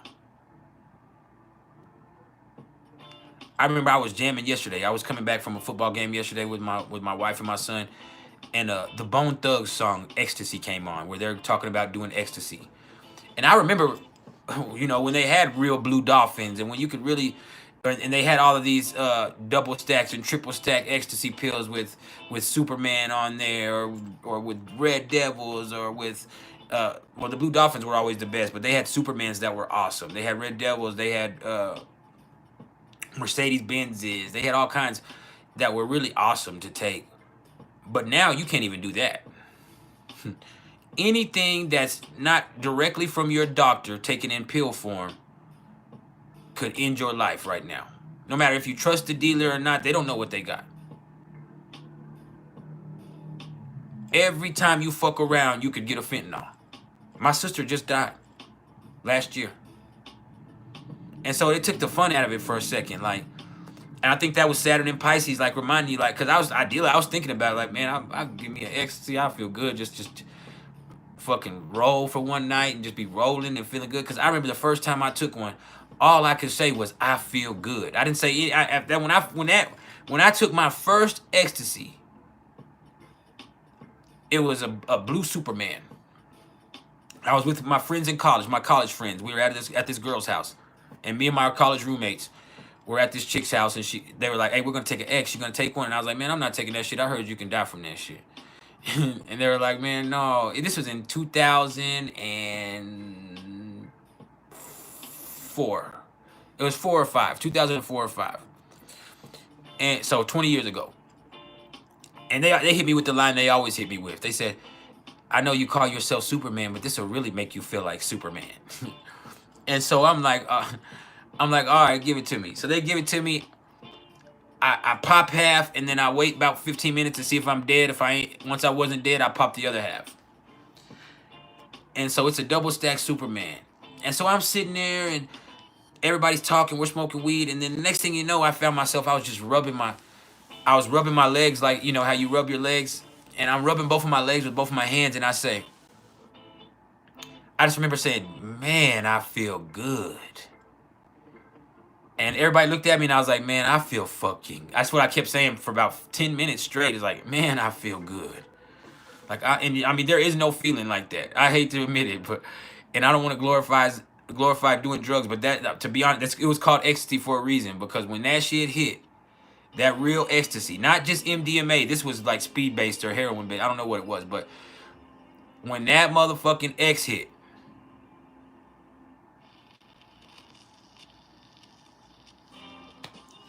all you can say is, man, I feel fucking good, man. Like, you had energy, you felt good, but you was also high and chill and laid back, and every sensation was intensified. And so I just remember I was just going, I feel fucking good. So being nostalgic as I was, because the son had just entered Cancer and all that shit yesterday, I was just remembering the past, and I was like, man, I remember that shit. I felt so fucking good. And just for a second there, I started to glorify and think, man, I wonder if I could find me an XO. And my wife brought her Capricorn ass. I was talking to her about. I should have just kept it to myself, but I said something about it to her, not about getting it, but about loving it. She was like, "You can't even do that these days." Because we were both listening to the song, but she's like, "You can't even do that shit these days. You gonna fuck around, get a fentanyl, and be dead." And it immediately made me realize, like, she's right. She is absolutely right. But that's where a lot of people are in their life. Unless you are smoking cannabis, and that has its own dangers these days, because it has been legalized, and thus you have people who are tampering with it. But unless you are smoking cannabis, anything that you take in pill form or in powder form is 50-50 chance that it's fentanyl.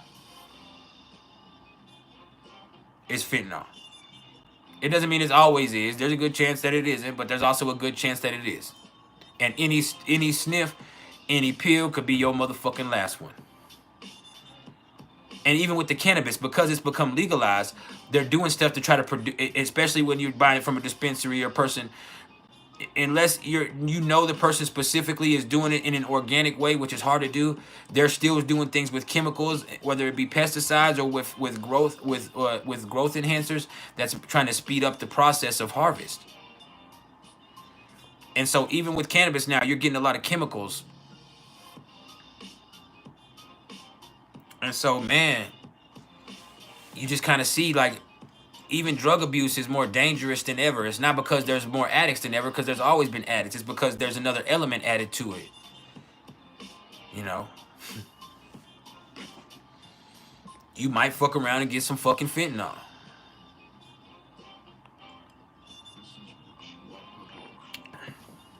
It's so crazy when you speak about Narcan, too. Like, I'm watching... I was watching one of those football shows,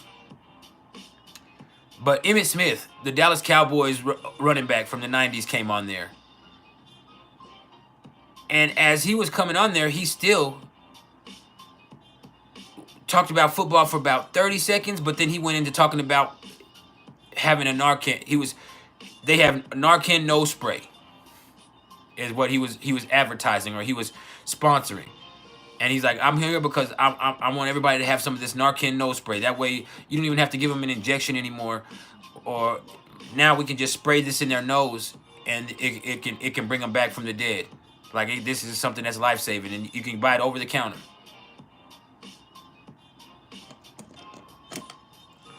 And so, it's crazy that that's a part of the culture, but it has to be. Now, back to what Saturn and Pisces is there's a lot of stuff that's coming up for a lot of people right now. And like I said, it feels like things have accumulated. It feels like life is out to get them. It feels like things have been worse than ever. It's real easy to put yourself in the position of a victim. Whether it's be circumstance or with the situation with somebody else.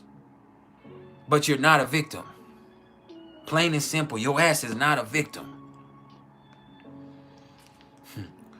If you and a person have animosity or resentment towards each other, their resentment is their problem. Yours is yours. If you can let go of yours, then the shit's not a problem anymore, because you don't have to associate with them. And sometimes once you let go of your resentment or your issue that you have with an individual and you forgive it, you realize that there was never a situation in the first place except you thinking there was an issue between y'all. And that's happened a lot of times. People think that somebody has a problem with them, so they have a problem with them.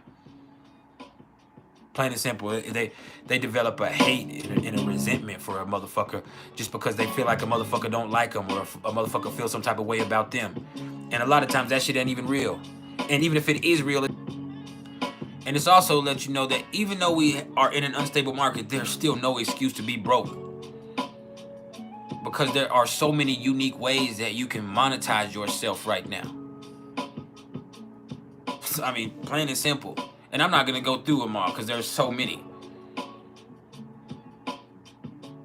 Whether it be turning your social media profile public or professional and doing whatever you can do with it. Whether it be doing some type of delivery or ride sharing service. Whether it be having some type of hustle you do from home, whether it be teaching, whether it be something like this, whether it be having somebody follow your ass around and showing off your ass, whether it be putting on some tight pants and doing yoga, whether it be stealing somebody else's content and act like you're them. I talk about that all the time, but I saw, not only have I seen my personal friends get that done to them, but somewhere along the last year or so, I started following this little big booty midget girl. And I think she's one of the her mom was on that show Little People or whatever, but I started following her and a couple of these little big booty midgets, right? But somewhere along the journey of me following them and paying attention to them, I realized that their profile, the one on Facebook, is not even real.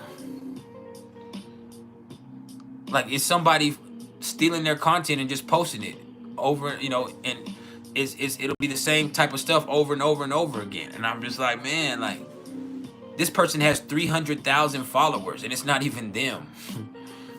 They're just stealing this content.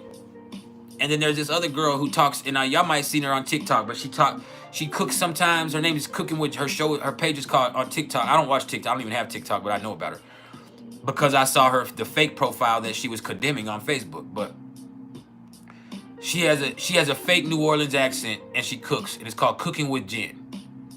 And there's people that will defend her to death, say, oh, no, I know dudes from New Orleans. I've dealt with New Orleans. I've been in New Orleans. That's a fake ass act. She might kind of talk like that, but she's exaggerating it. But she's a white girl. I think her TikTok page is called Cooking with Jen. And people go listen to her talk in this really, really exaggerated Creole or New Orleans accent or Cajun accent. And it's really exaggerated. Like, she does not talk like that. But this person on Facebook has almost 1 million followers.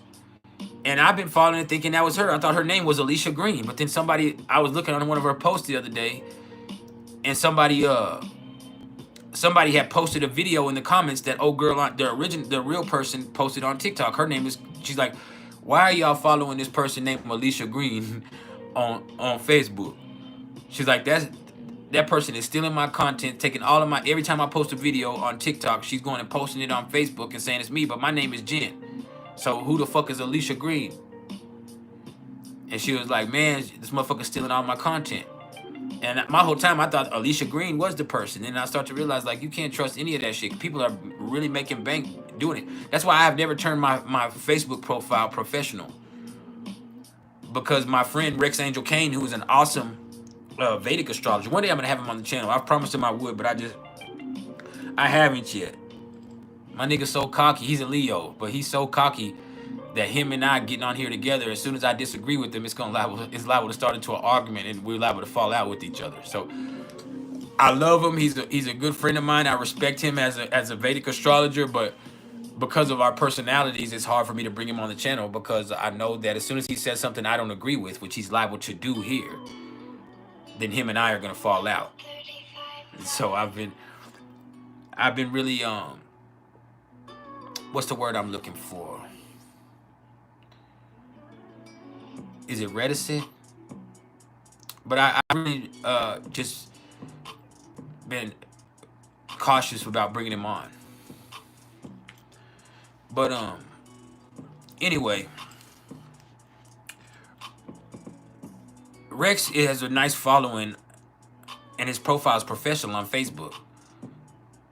But I'll be on his page sometimes talking to him directly, and somebody with his name, a profile with his same name and his same profile picture will be commenting in his shit, talking about send me a DM and I'll give you a reading. And they have people. He has dudes that have the audacity on his post to do that shit. And so there's just so many ways you can make money. And then you also just want to look at another way.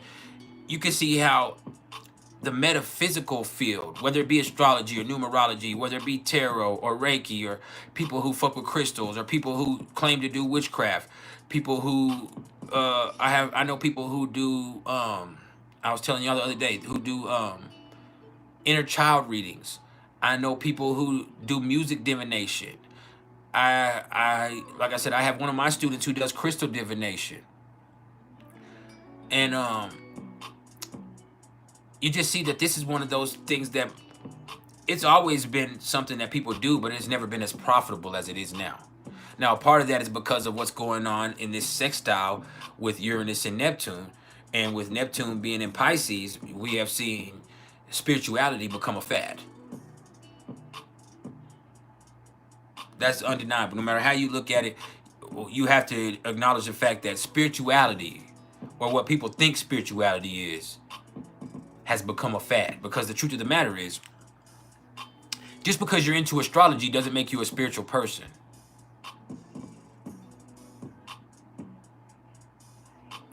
Plain and simple. I keep saying plain and simple today. I don't know where that came from. I'm aware of it, but I can't stop it. I don't know why I keep saying plain and simple today. But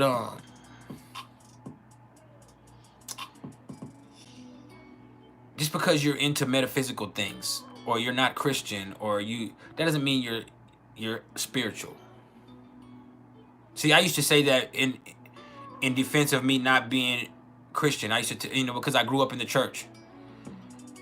And I used to say, I'm not Christian, I'm spiritual. I have my own relationship with God. But really, it just meant that I don't go to church, and I don't necessarily align with those beliefs. It wasn't until I really became spiritual that I realized that I was never spiritual before.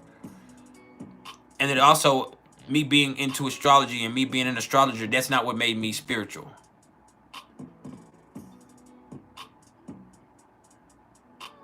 You feel me? Being spiritual is what made me spiritual. The inner journey that I was on.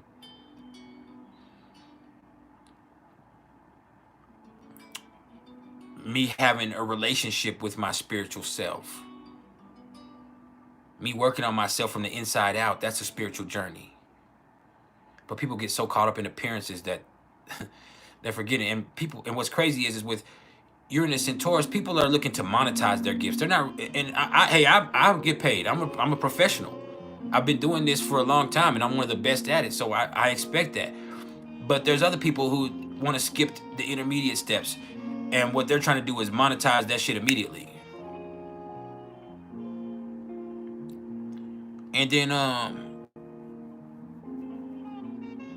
you just have to realize, man, there's just so many unique ways for you to monetize yourself, but a lot of the times you got to make sure that you're not getting stuck in certain mindsets, or you're not too stubborn to change what you're doing. I've had to adapt my hustle several times because things will get stagnant. Business will get slow. It just happens. And then on top of that, you also have to understand Taurus is values. So with Uranus and Taurus, you're going to see that over the last 5 years, your values personally, and almost everyone globally, have changed drastically. Your values have changed drastically. What you're willing to accept, ignore, allow has changed completely. And sometimes that's something that we have to remember within ourselves, is that what you do is not just what's important. Because your character is also exhibited by what you accept, allow, entertain. You hear me? Not to mention what you overlook.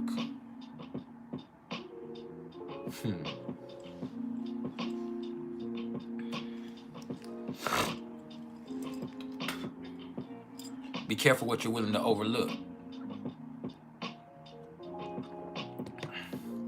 And then you can look at it from a material standpoint. What people are willing to do to make money has changed completely.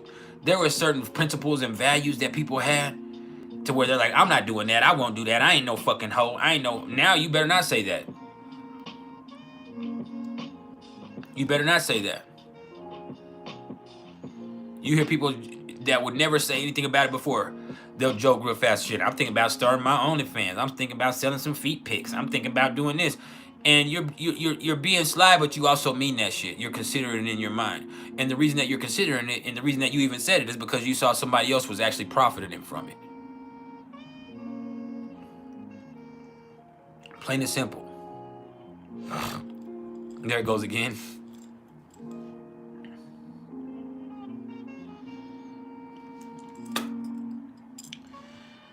You see that people are actually profiting from that shit.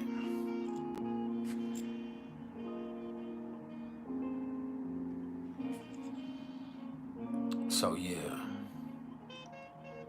we need to get off of that. I don't know why I started saying that today. I mean, I say it sometimes, but I don't know why I've said it so many times today. I'm noticing it, but I can't fucking stop. What the fuck, man? Plain and simple.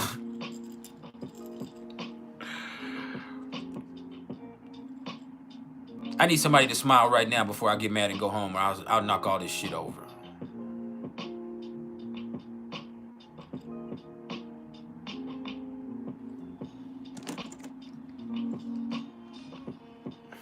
Yeah.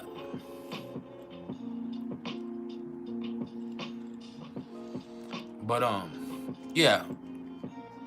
And like I said, with Neptune and Pisces, people have forgotten about what's real, or what's even relevant, or what's right, because they're way too concerned with what's trending, or what's popular, or what's publicly accepted. That's what that was, cuz, like, look, we can talk about it too. The perfect example of our culture is 4 days ago, a guy posted a video that he did, or an interview that he did with 2 girls on the streets. And he asked her what was her expertise sexually or whatever. And she said, you got to hop to her and spit on that thing. That shit went viral. And now everybody's copying her. Everybody's copying her. People are trying to make merch. People are like, that's all you seen up on down your timeline. And that shit's cool. When she said, when she said it, it was authentic. It was genuine. It was funny. It was even a little sexy. You know, she's kind of attractive. When she said it, her accent, her demeanor, all of that shit, it made a whole culture fall in love with her. But at the same time, because I have a moral standing, I took a step back and I'm like, man, like, it's funny, but the way that so many people are copying her, the way that everybody's taking that and try to get attention off of that, the way that I've seen people making literal videos reenacting it, or people who have country accents doing it, or people making merchandise off of it.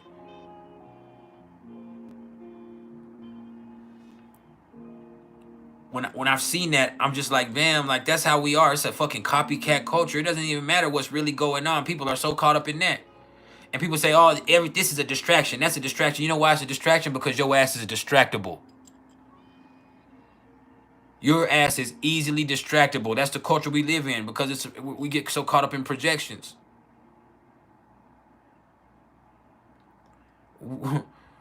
We see this situation with Caitlin Clark and Angel Reese, and a lot of people don't even realize that the projections of what people are saying make this look like there's a race war. People are taking two competitors who don't have a personal problem with each other in real life.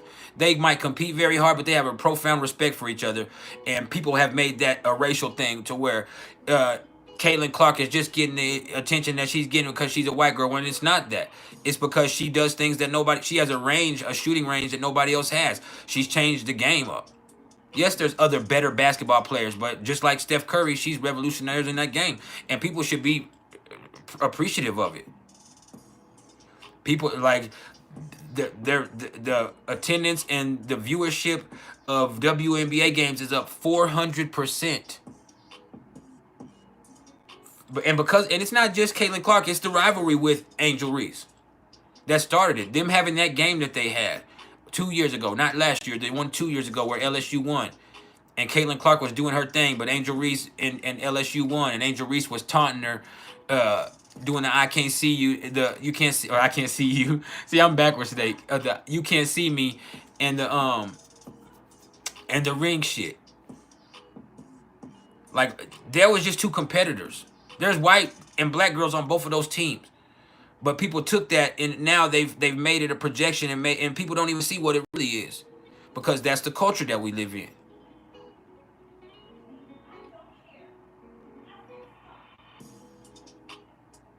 Just a second, I'm finna have to yell at my kids. Y'all excuse me, I have to be a dad for a moment. Hey, she better not have to tell you nothing else again.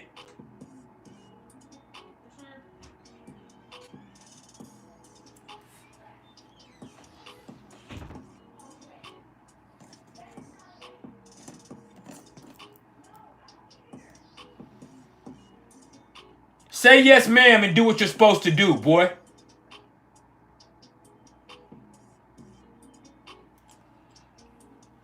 Sorry.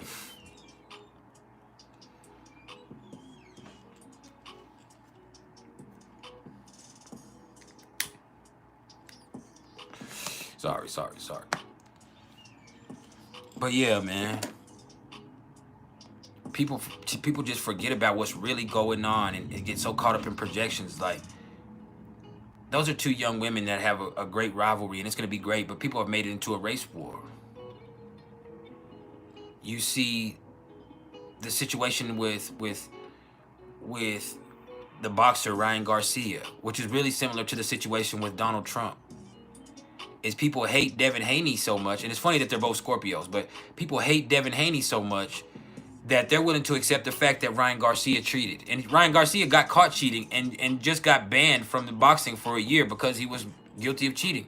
But people hate Devin Haney so much that they're willing to overlook Ryan Garcia's crazy behavior, his disrespect towards people, and he's popular, he's trending. And so people are willing to accept this stuff and say, well, that steroids he was taking, it was only a tenth of a billionth of a gram. But the fact of the matter is, it was enough for him to pop dirty.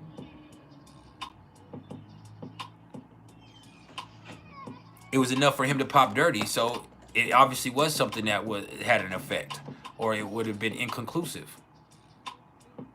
And so people are willing to look over that. It doesn't matter.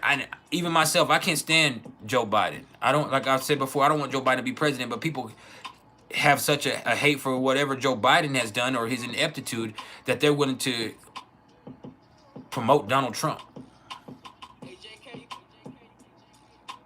And that's not right either. It's not right either. Fuck Joe Biden and fuck Donald Trump. It's like me, even people put projections on you. I'm not a Kendrick Lamar fan. I'm not a Kendrick Lamar fan at all. I think he's a great artist, but I'm not a fan. I'm not even a fan of this beef that they had. But that doesn't mean I'm on Drake's side. So when I say, man, I'm not with that shit. That shit doesn't jam that hard to me. They say, oh, you must be a Drake lover. You must be, like, I don't give a fuck about either one of them. I'm a grown ass fucking man. That shit has no effect on my life, but that they put projections on you. That's what we live in, is a society of projections. It doesn't matter what's real. It doesn't matter what's right. It matters what's being projected, because people create expectations off projections now. People are trying to label you. And that's the society we live in. It doesn't matter what the purpose is. It matters what the label is. And that's crazy.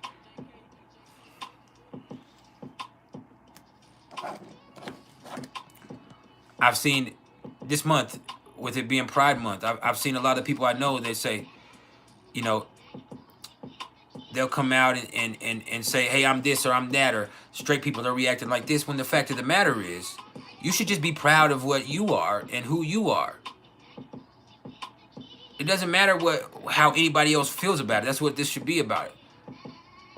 So you can do what you do without condemning somebody else, and they can be proud of who they are without you having a problem with it. See, that's what people forget.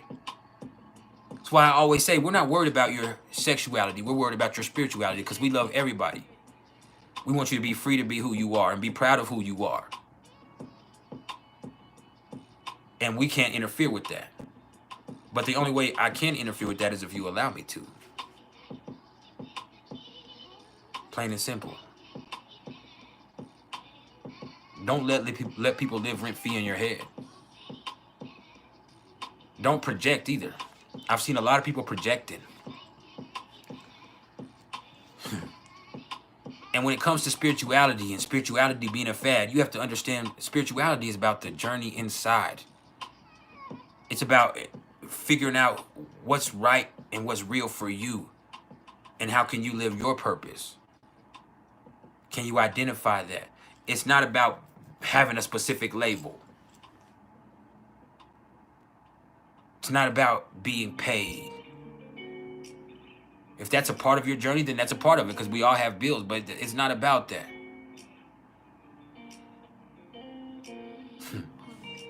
For me, I'm paying back a karmic debt. And somebody asked about a karmic debt earlier. And in numerology, there are only 4 karmic debt numbers. There's 9 karmic lesson numbers.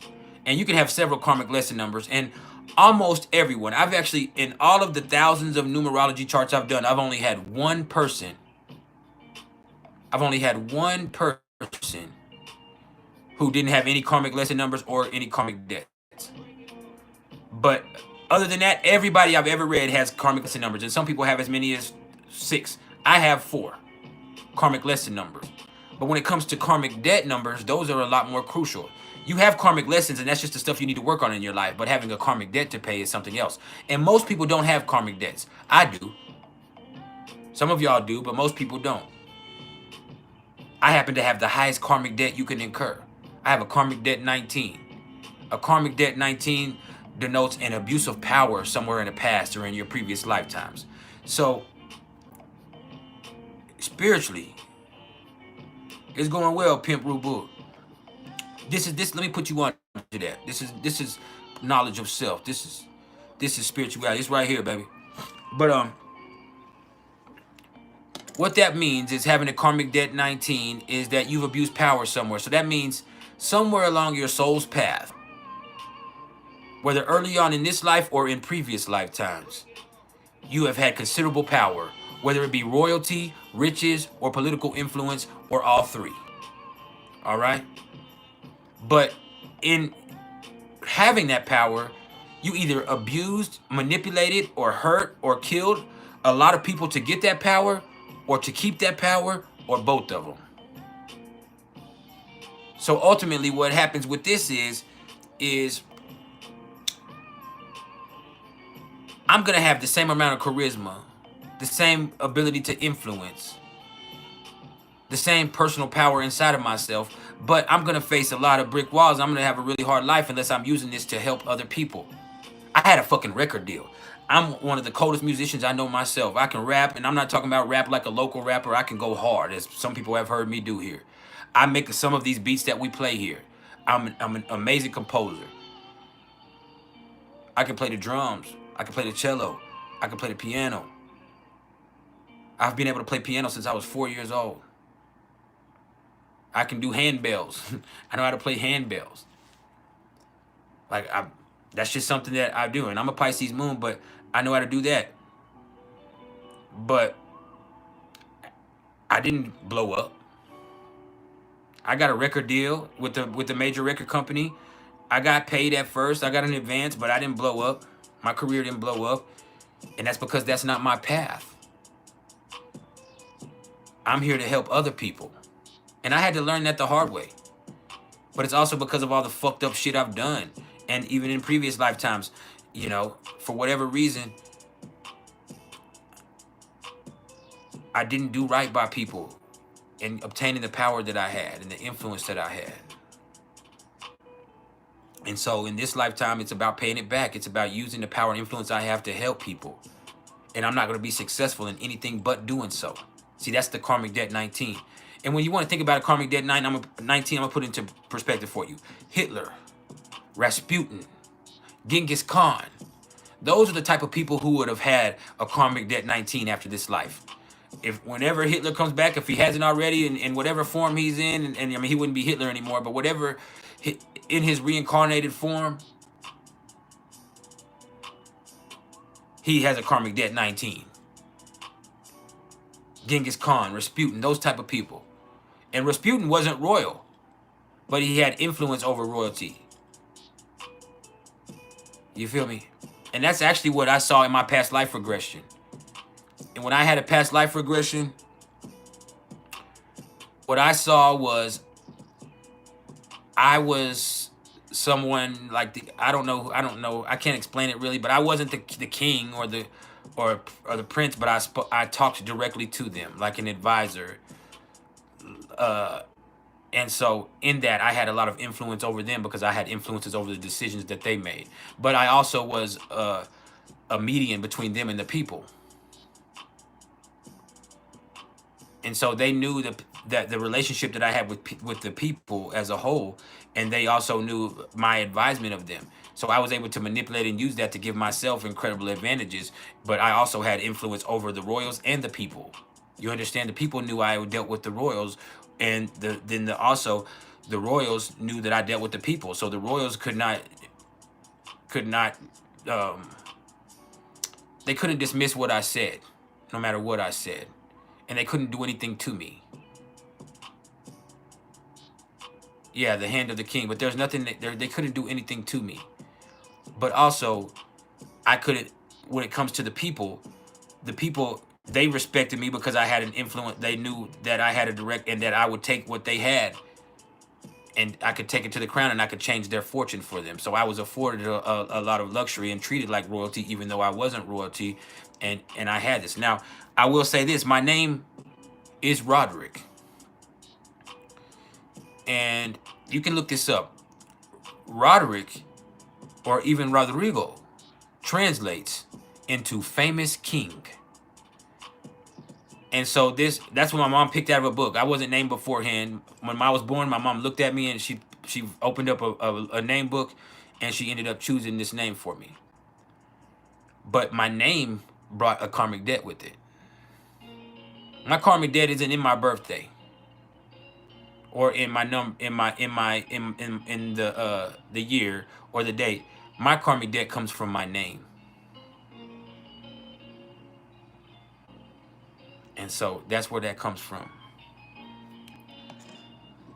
And I have a 1 personality. My personality number is 1. And so the 1 personality, for there to be a 1, there had to be a 19 that created that 1. And so that's where my karmic debt 19 also plays into. But the personality number is the external you. It's how people view you.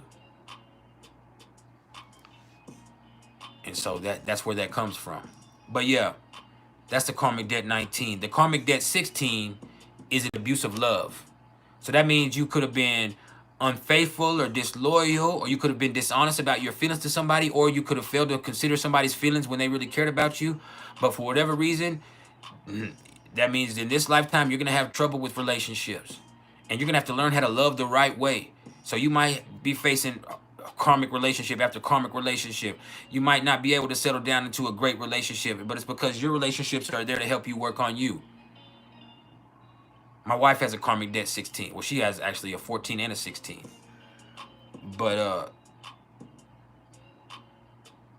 she just has, matter of fact, I think she has a 13, 14, and a 16. But yeah, the karmic debt 16 is there. And so you have that karmic debt 16, and then you have the karmic debt 14. Karmic debt 14 is an abuse of freedom. It means somewhere along your soul's path, you've abused your right to freedom. So that could have mean that you could have used somebody else, or you could have increased your right to act at the cost of somebody else's freedom. So you could have, been fucking over other people so that you could have more freedom, or you could have abused your own spirit with drug abuse or alcoholism or unhealthy promiscuity. And so with that, you're gonna have to learn how to find your path without abusing your spirit, and you have to learn how to live your life without hurting other people or putting anybody else in the line of fire just because you're trying to do your thing. Now the karmic debt 13 is like you wasted your life. You could have sold out. Here's the thing with the 13, you could have sold out for monetary gain, and that's what a lot of times it points to. That karmic debt 13 is that you sacrificed your spiritual path for monetary gain or for material gain. So you had something, you had spiritual gain, but you wanted the money. You sold out. Or you could have been lazy and not asserted yourself or your purpose. And so because of that, life is going to be hard for you. You're going to face what appears to be one brick wall after another brick wall after another brick wall after another brick wall as you try to find your way to success. And you just have to keep pushing. You have to persevere. You have to keep trying because you can find success. It's just going to be harder for you than other people because you've had it easy before. Or you've had it before you, and you had a purpose, but you sold out. You wanted the money, or you were lazy and you just wasted your whole fucking life in a previous lifetime. So yeah.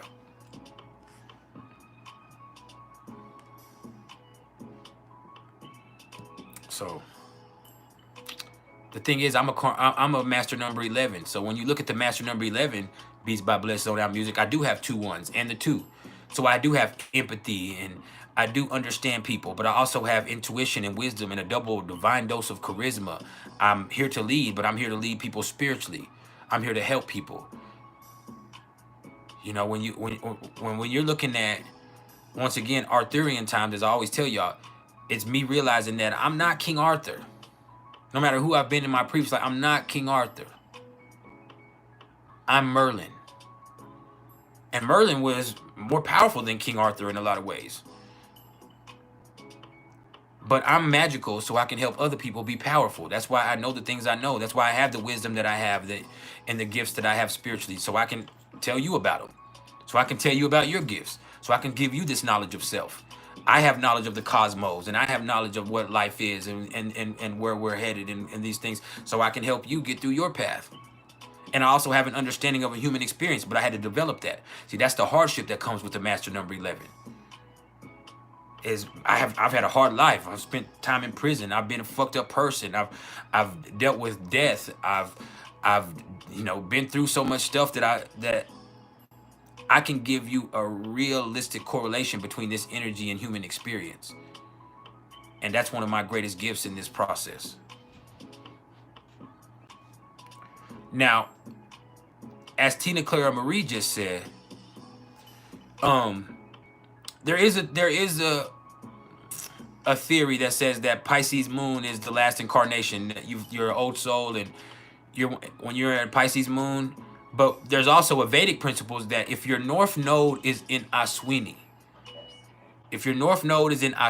or in Aries, then this is probably your last incarnation.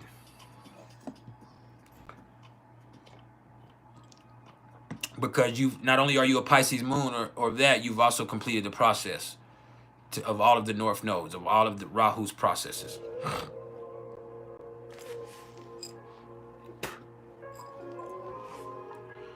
So yeah, I have to stand up for a second, just a second. And my throat's hurting.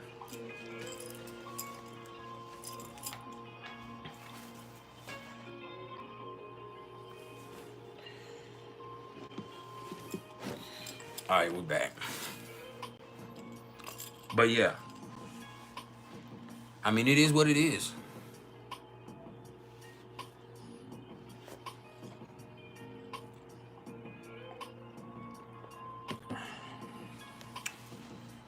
Now, back to the transits. We've been just vibing with this today.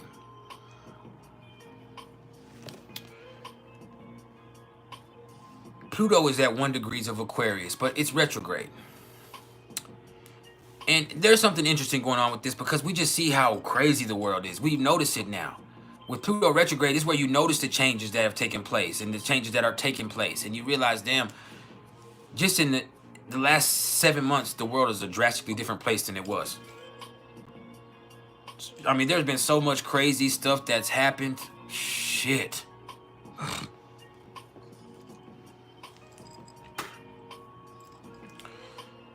But because we've already seen so much crazy stuff happen, it makes you understand that it can just get crazier. And that right there is a change in itself, because with this being Aquarius, it starts in the mind. So in itself, you start to realize, like, damn, man, this shit is crazy. The world is crazy. Like, I can't imagine what's going to happen now. And that right there is an open-minded approach in itself. It makes you be like, God damn. So you embrace the possibilities. And then it also makes you start thinking outside of the box, because once you start to embrace what could happen, you also think of what you could do with whatever's happening, or how much things could change for your own situation.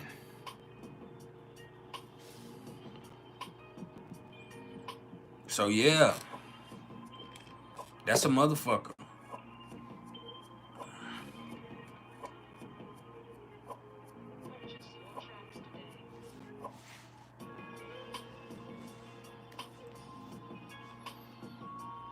So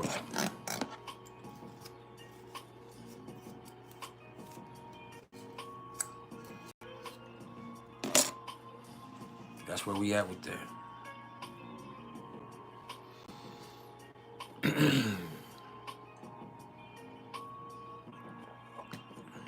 What you gonna do with it?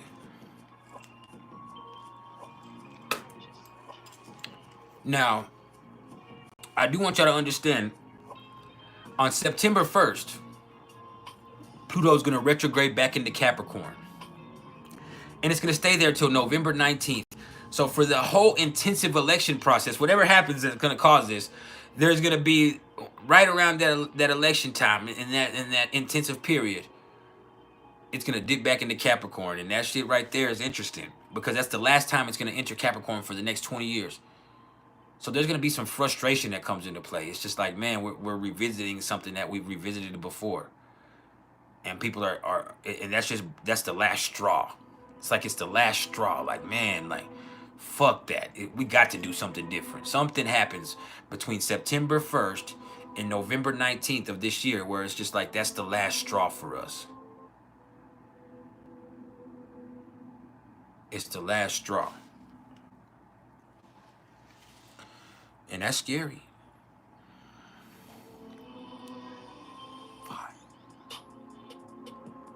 Mm-hmm. It's the last straw.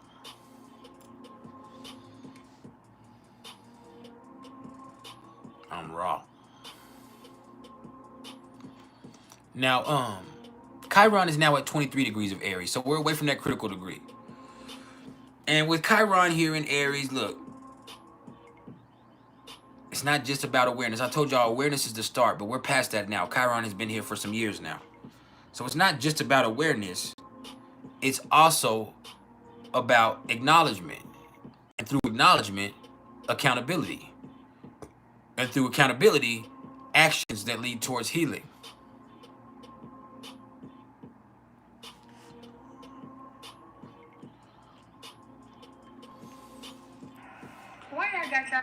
When's your birthday, Billy?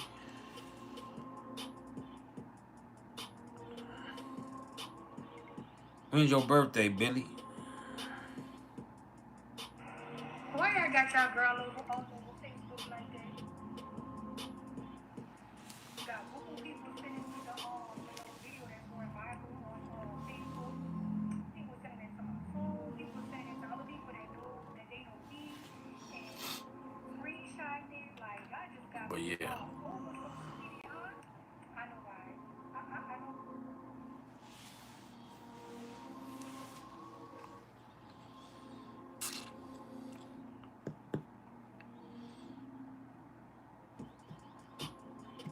I'm waiting for Billy. Let me get started. I'm waiting for Billy. I should have just kept going. Look, the Black Moon Lilith is now at 29 degrees of Virgo. So that means the Black Moon Lilith is opposite to Neptune. And this is interesting because people get confused and caught up in the wrong things. It could be something small. And people are really focusing on criticism. That shit is popular right now. Criticism. Kendrick Lamar is an amazing artist. If you look back at his catalog, he has dropped some artistry that is profound. But the shit that he's most famous for is him talking shit about Drake. I mean, that's what it is. Him making a diss song where he trashed Drake and played it 6 times in a row is what people are focused on. They're not focused on his artistry and the beautiful things that he's created and what's right. They've immediately hyper focused on him talking shit about somebody.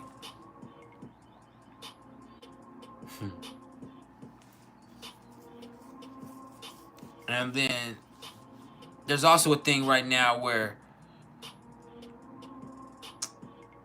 real ain't even real. Like I said, people say I'm just keeping it real, but are you? What is real?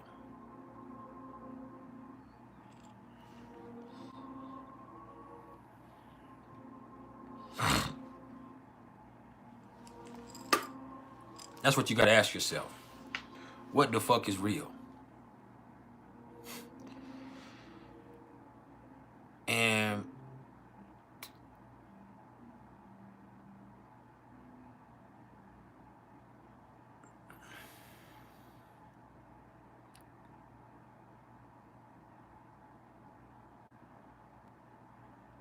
so I got you. Hold on.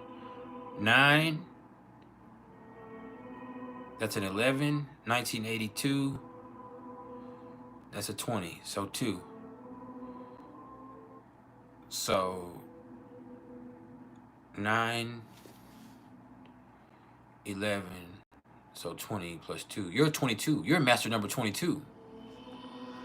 I would just say that you probably have a karmic debt somewhere in your name or something. But I don't know. I'd have to look at your name and all that other stuff. But you're master number 22.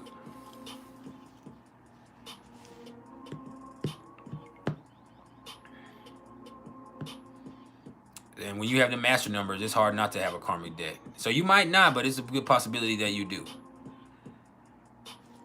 You have a divine purpose in yourself. You're here to build something that goes beyond just your life. It's something that's bigger than yourself. It's not just about laying a foundation. It's about making a lasting legacy. Something that's going to help people. Something that's going to enlighten people. See how I got that? September is the 9th. Then you have the master number 11 on the 29 is an 11. 2 plus 9 is 11. So 9 plus 11, that's 20 plus 2 because 1982 is 20. 1 plus 9 is 10 plus 8 is 18 plus 2 is 20. So that's a 2. So 9 plus 11 is 20 plus 2 is 2. You're a master number 22. You see how you get that?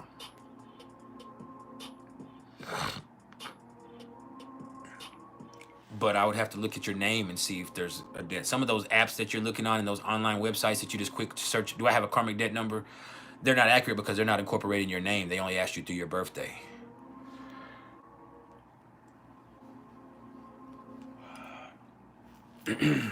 So yeah, it's definitely possible that you have a karmic debt.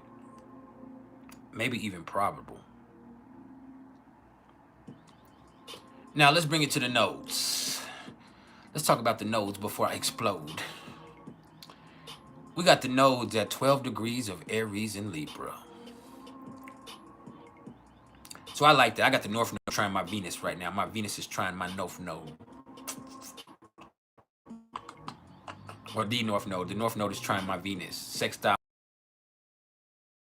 Beautiful things. These things are helpful to my relationship, helpful to my confidence. Whatever's happening in life is building my confidence. But for us, this is just about being honest, being authentic, being action-oriented. That's all relevant right now. Being open, being honest, being authentic, and being action-oriented. That means experiencing your truth as a verb. Doing what you got to do for you. Regardless of what anybody else thinks about it, regardless of what anybody else has going on, you just need to do what's right for you. Be a better person. And be action-oriented. You got to stop being so easily influenced and so over-conciliatory. You have to do what's right for you. And that's hard for a lot of us to do because we're caught up in a copycat culture.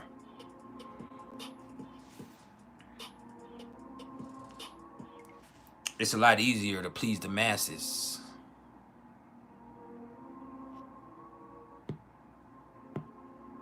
Yeah.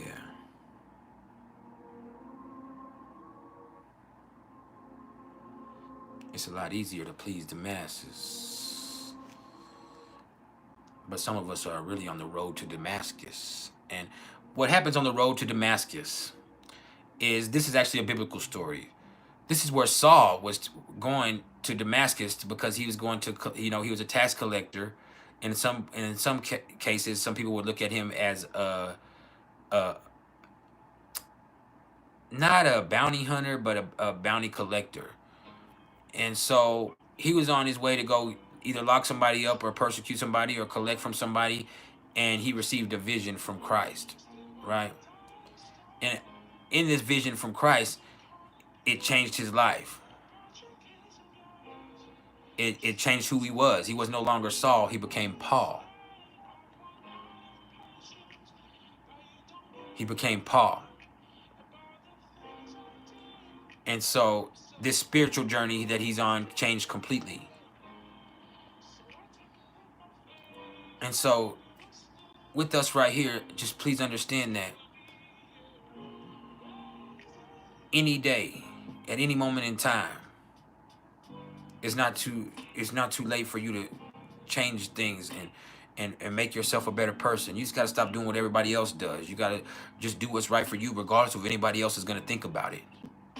Plain and simple. Like, just do what's right for you. And if what's doing right for you hurts somebody else, then they need to assess what's going on with them. Because you being open, you being honest, you being action-oriented in your approach towards life, and you handling your business, that shouldn't do anything but make the world a better place, because you're handling yours. And if the next person is handling theirs, and I'm handling mine, and Bob Bobbington is handling his, and Joni is handling hers, and Jayski's handling theirs, then hey, the world should be a better place. You hear me? Not sugar-coated. Real. All the way real. I'm talking about trio. Now, the Life Path 8. You asked about the Life Path 8. The Life Path 8 is about empowerment. See, when you were born with the Life Path 8, you were born to be not even just a leader. You were born to be a boss. Because the one can be a leader. Because the one is going to go places that nobody else is willing to go. They're trailblazers. But the 8 is a boss. They can manage a lot. They're here to have a lot. They're meant to see success. Now, that doesn't always mean financial success, even though it does. But they're here to succeed. And so they're going to be given the tools to succeed. And they're going to face some hardships, but they have to keep going and persevering. Because when you think about this, when you put 8 on its side, it becomes infinity. I can't do it, but it becomes infinity. And so when that happens, you have to understand that you have to keep pushing, you have to keep going, and you have to put in an infinite amount of effort if you really want to see returns that are worth it. So yeah.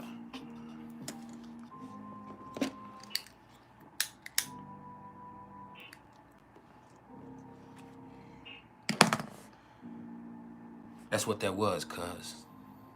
And we're in the 8 vibration today. I'll show you how.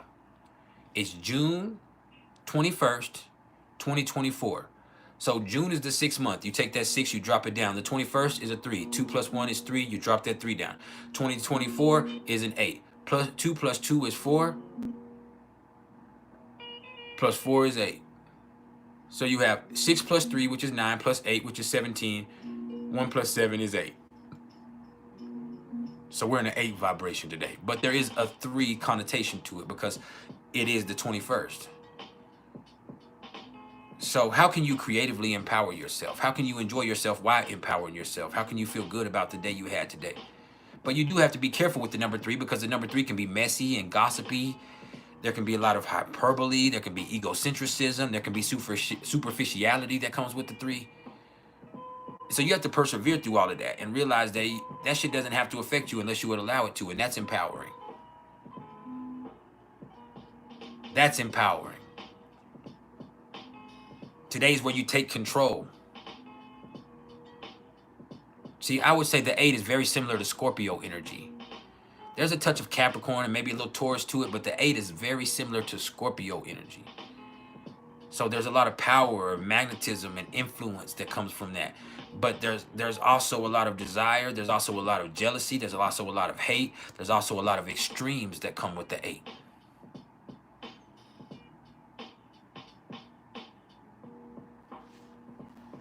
But to whom much is given, much is required. Do you hear me? It's not just with great power comes great responsibility, which is true. But also, with both the 8 and the 9 in numerology, to whom much is given, much is required. Remember that.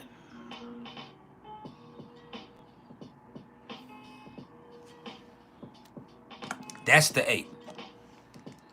Hey, when I'm here and we're in this chat, and there's going to be anywhere from, in any of these chats, I never go under 1,500 anymore, but there's anywhere from 2,000 to 20,000 people that see each one of these chats, these lives we do. So in each one of these streams, anywhere from almost 2,000. Most of the time I average about 2,000 to 5,000. So anywhere from 2,000 to as much as 25,000 have seen these. And so when that happens, I have to understand the trolls are a part of it. As much as I hate people coming on here saying, is that Drake? Look at your eyes. Fuck the Cowboys. Whatever the fuck they say. I also understand that was another stream. I also understand you're doing nothing but expanding my platform. It's a part of this process. I had somebody tell me the other day that I'm just a thirst trap for middle-aged women. I think I told y'all about that, but that she said, all you do is thirst trap middle-aged women. You don't really know your astrology, which I obviously do. But all you do is thirst trap. And I'm like, my book too fast? And they're like, you know what you be doing. You know how you sexy. That little mouth shit ain't shit. You know you sexy. And I'm like, I'm just giving my knowledge. Like, no, you know, and I do know what I'm doing, but at the same time, like, that's a part of it. I'll be arguing with somebody, and then they'll post their response to me in the same way that I make my post, which I have a capital letter and then a lowercase letter, and a capital letter and a lowercase letter. Right? That's what they'll do. And so they'll answer me like, and I'm like, oh, that means you've seen my videos. And so at the same time as they were trying to offend me, it also lets me know that they're paying attention to me. With old girl, when she said, oh, that just lets me know you're attracted to me. If you think I'm a thirst trap at somebody, that lets me know that you think I'm attractive.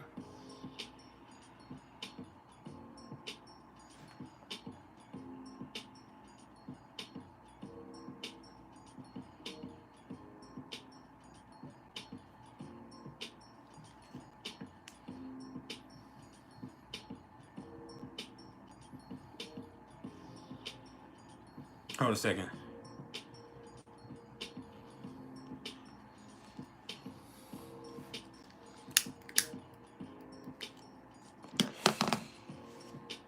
But yeah, it's kind of like that. It's all a part of it. You just got to keep pushing. We just got to keep pushing regardless. That's what the 8 is empower yourself to keep pushing. Creatively empower yourself today also. Enjoy it. Enjoy this fucking day. Take it to the fucking extreme. Be the funnest you can be. It's a fucking full moon. Let it out. But also empower yourself in this process.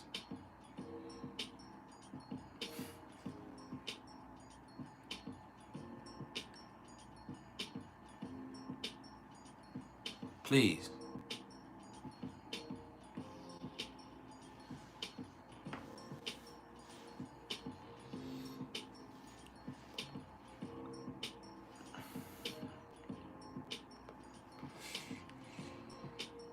Validia Jimenez. I'm a professional astrologer and numerologist.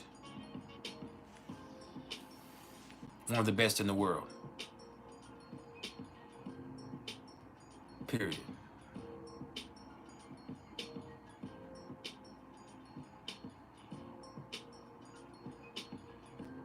I'm also an ex-gigolo, an ex-gangster, an ex-con.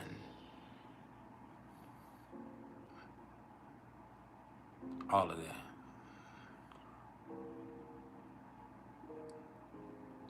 I'm so powerful, I should have been in the X-Men.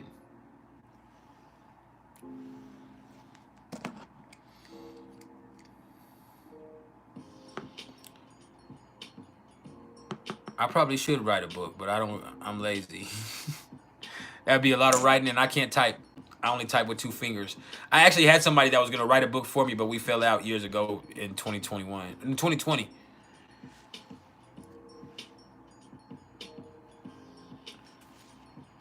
And then I had an astrology book put together already. I showed the pages on some of my channels. I had almost 5,000 pages on astrology I had written.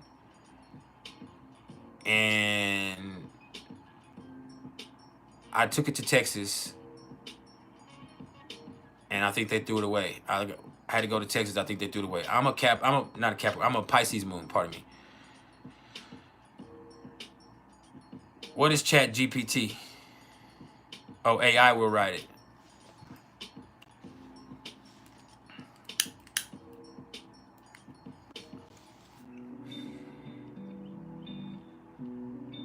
I probably need to. I'll look into it.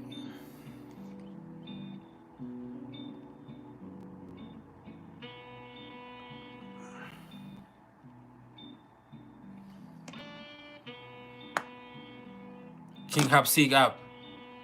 Yeah, in Mula Nakshatra. So in Sagittarius, Capricorn, tropical, Sagittarius, Vedic. Yes, I know the nakshatras, my friend.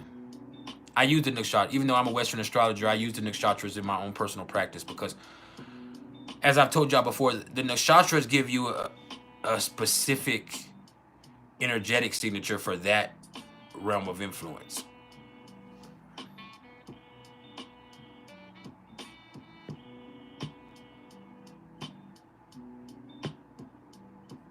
Yeah, Mula can get deep. It's powerful. With Ketu, it's also nostalgic. It's also spiritual. There's a lot that goes to that.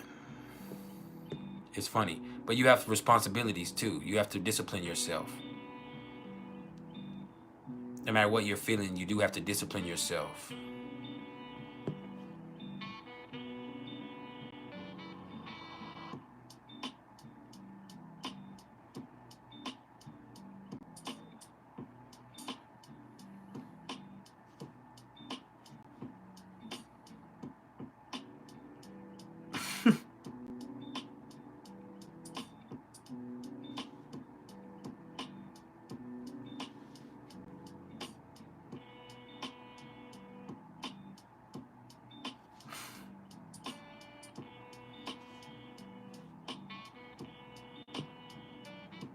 You said Ketu being tense from the moon also indicates a Capricorn energy like the tropical full moon today. Absolutely.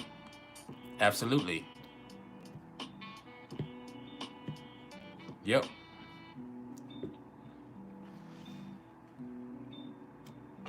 And it's from Sagittarius into Capricorn. It's still in Sagittarius right now. And it's true Sagittarius because it's Sagittarius both in sidereal or Vedic and in tropical. But it will transition into Capricorn. My Neptune is in Mula.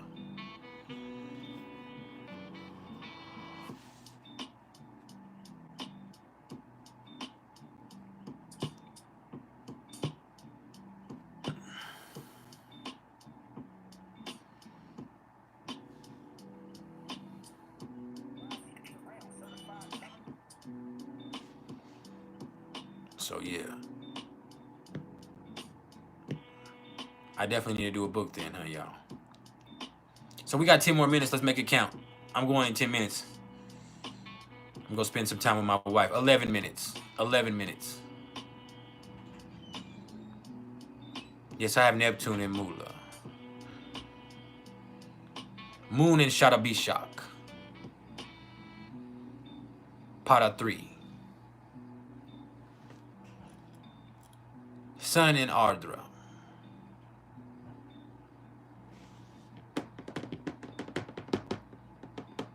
Ascendant in Chitra.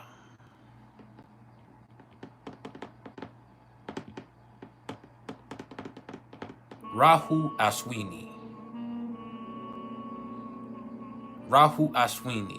Mercury Pushya. My Venus is in Ashlesha. My Mars is in Uttara Ashada. My Jupiter is in Purva Purvadra. Saturn is in Anuradha.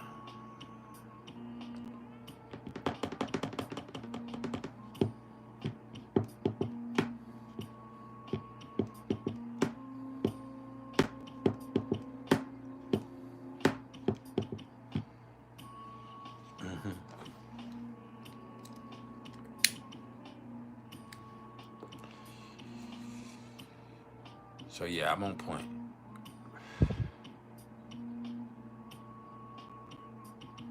Sci-Fi Fantasy Girl, you have to go up to the join. You have to swipe up or either go to my channel and then look for the join. There should be a membership or a join. It should say join.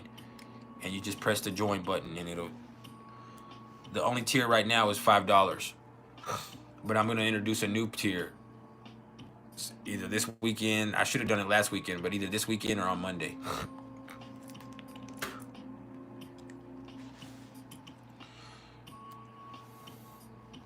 So yeah. Does anybody have any questions before we go? Now, I can't get too deep into questions because I do have to go. But I think a few of y'all need to hit that super sticker, that super thanks, that super chat, that Cash App or something and let me know you love me. The Cash App is pinned. The Venmo and the PayPal are in the description. You can just hit the super sticker, the super thanks, or the super chat also. We will be back next week. Probably on, I don't know, it'll be Monday or Tuesday. I have a Pluto reading that I have to put together. So it'll be either Monday or Tuesday. I might put it together and record it on one of those days, but it's coming though. Tiny Drea, what'd you ask me, baby? You said your moon is at 12 degrees of Capricorn. What does that mean for you? Thank you. I mean, you got the full moon will come into there more in the morning. That'll be tomorrow morning where you'll really, you know, have the full moon influence you. But I just, you know, it's a serious time. I mean, you take things seriously anyway. With your moon in Capricorn, though, I just want you to discipline yourself into not competing and comparing your situations to other people's situation. You know, whatever you have going on, if something is affecting you and you feel like it shouldn't, then that's something, you know, you need to deal within yourself. Don't say, well, they're doing okay and I feel like I should be doing it, or like this is just a situation right here where you have to discipline yourself. And with your moon in Capricorn, you're a great leader because you're responsible and you're accountable. But when it comes to feelings, like you kind of, it's not that you don't feel them, you just don't deal with them. You don't deal in emotions. What's up, Tiger Lily? You said, how will true Lilith and Aries affect your relationship with your siblings? You already know. Y'all probably get into it. Y'all probably get into it a lot. Might have been volatile between y'all. But it could also mean that in certain cases, it could just mean that you're their leader. That you're in a certain instance, you're the one out of all of them, or you feel separate from them. Not even just their leader, but you feel separate from them. But there can be some conflict right there because the Aries.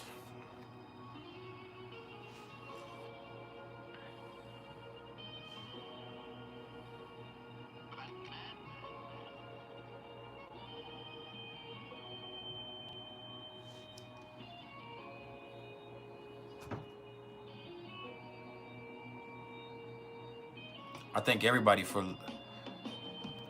being here and sharing this time with me. Let's put this, I like when the sun does this. Hold up.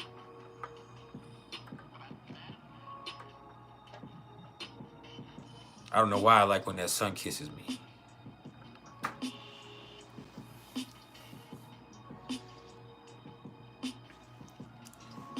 So I appreciate everybody's love and support. If any of y'all are interested in any astrological readings whatsoever right now, or even numerology readings, you need to get me at me in my email, not in these comments. And I'm telling y'all now, for y'all here on the channel, y'all are missing out if you haven't got a numerology reading. Plain and simple. Because I know it seems like with the numerology being shorter than the astrology reading that no. This is action and information packed.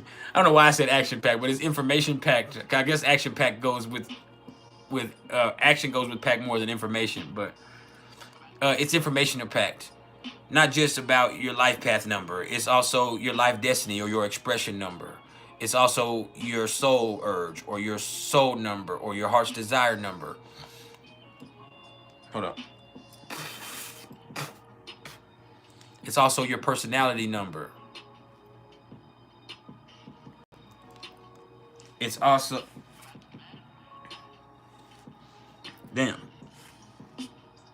I got spit. Hold up. It's also your balance number, your maturity number. It's also the 4 pentacles. It's also the 4 challenges that occur with the 4 pentacles. It's also the 3 cycles of your life. It's also your karmic lesson numbers. It's also your karmic debt numbers if you have any karmic debts. It's also your lucky number, your birthday number, your signature number, your personal year number, your personal month number that tells you what's happening in your life right now. All of that. So you should be fucking around. You hear me? You should be fucking around with me. The Pluto through Aquarius transit journey reading is really relevant right now because Pluto's retrograding back. So Pluto's about to come back to where it was with in Capricorn. So we're gonna retrograde back out of Pluto. So we'll get to talk about this whole journey again. So we'll see Pluto journey all the way through Aquarius again over the next 20 years. So this is the perfect time to get that and see how this could be aspecting or affecting you. And in that, I'm talking about Pluto's journey through Aquarius and all of the aspects it's going to make to all of your major placements. And so with that, you start to see that I give specific dates and times on that. That's what's really unique about that. It's not just me telling you about the aspect, but I'm also going to tell you exactly when that aspect is going to be affecting you. And so that's beautiful in its own right. I do synastry readings. I haven't done a synastry reading in a while. It's been like 6 months since I last did a synastry reading. I think it's time to kick those in before you let a motherfucker move in with you. Solar return readings for everybody that has these summer birthdays coming up, or you want to know what's going to be happening in your life from your birthday forth through that next year. Do your thing. Welcome to the Tribal Council, Sci-Fi Fantasy Girl.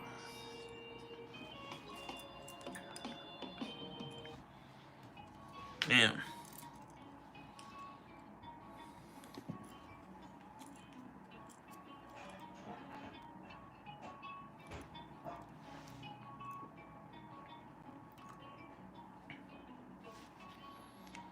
Welcome. So I think we're about to go in just about 2 minutes. Mi amo es Rodrigo. I am HNIC of the PKOS. Lanita said this full moon is banged on your moon in the 8th. So you trying to get banged?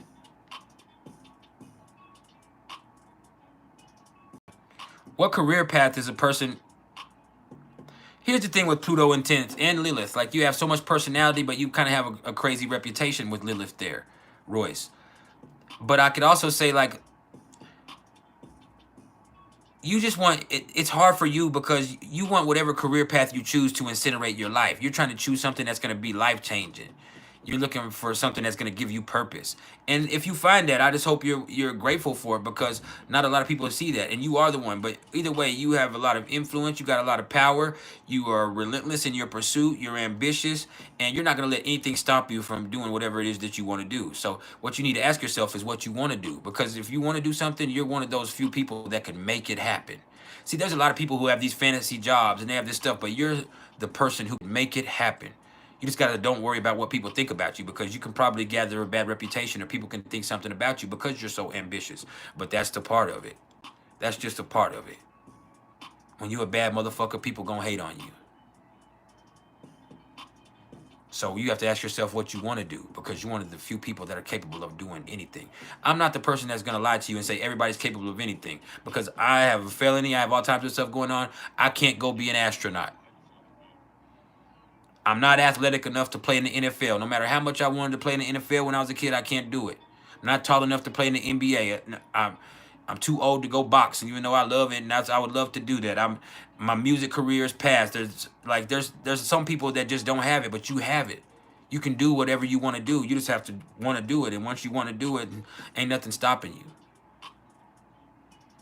So I love y'all. I appreciate your support. We're out.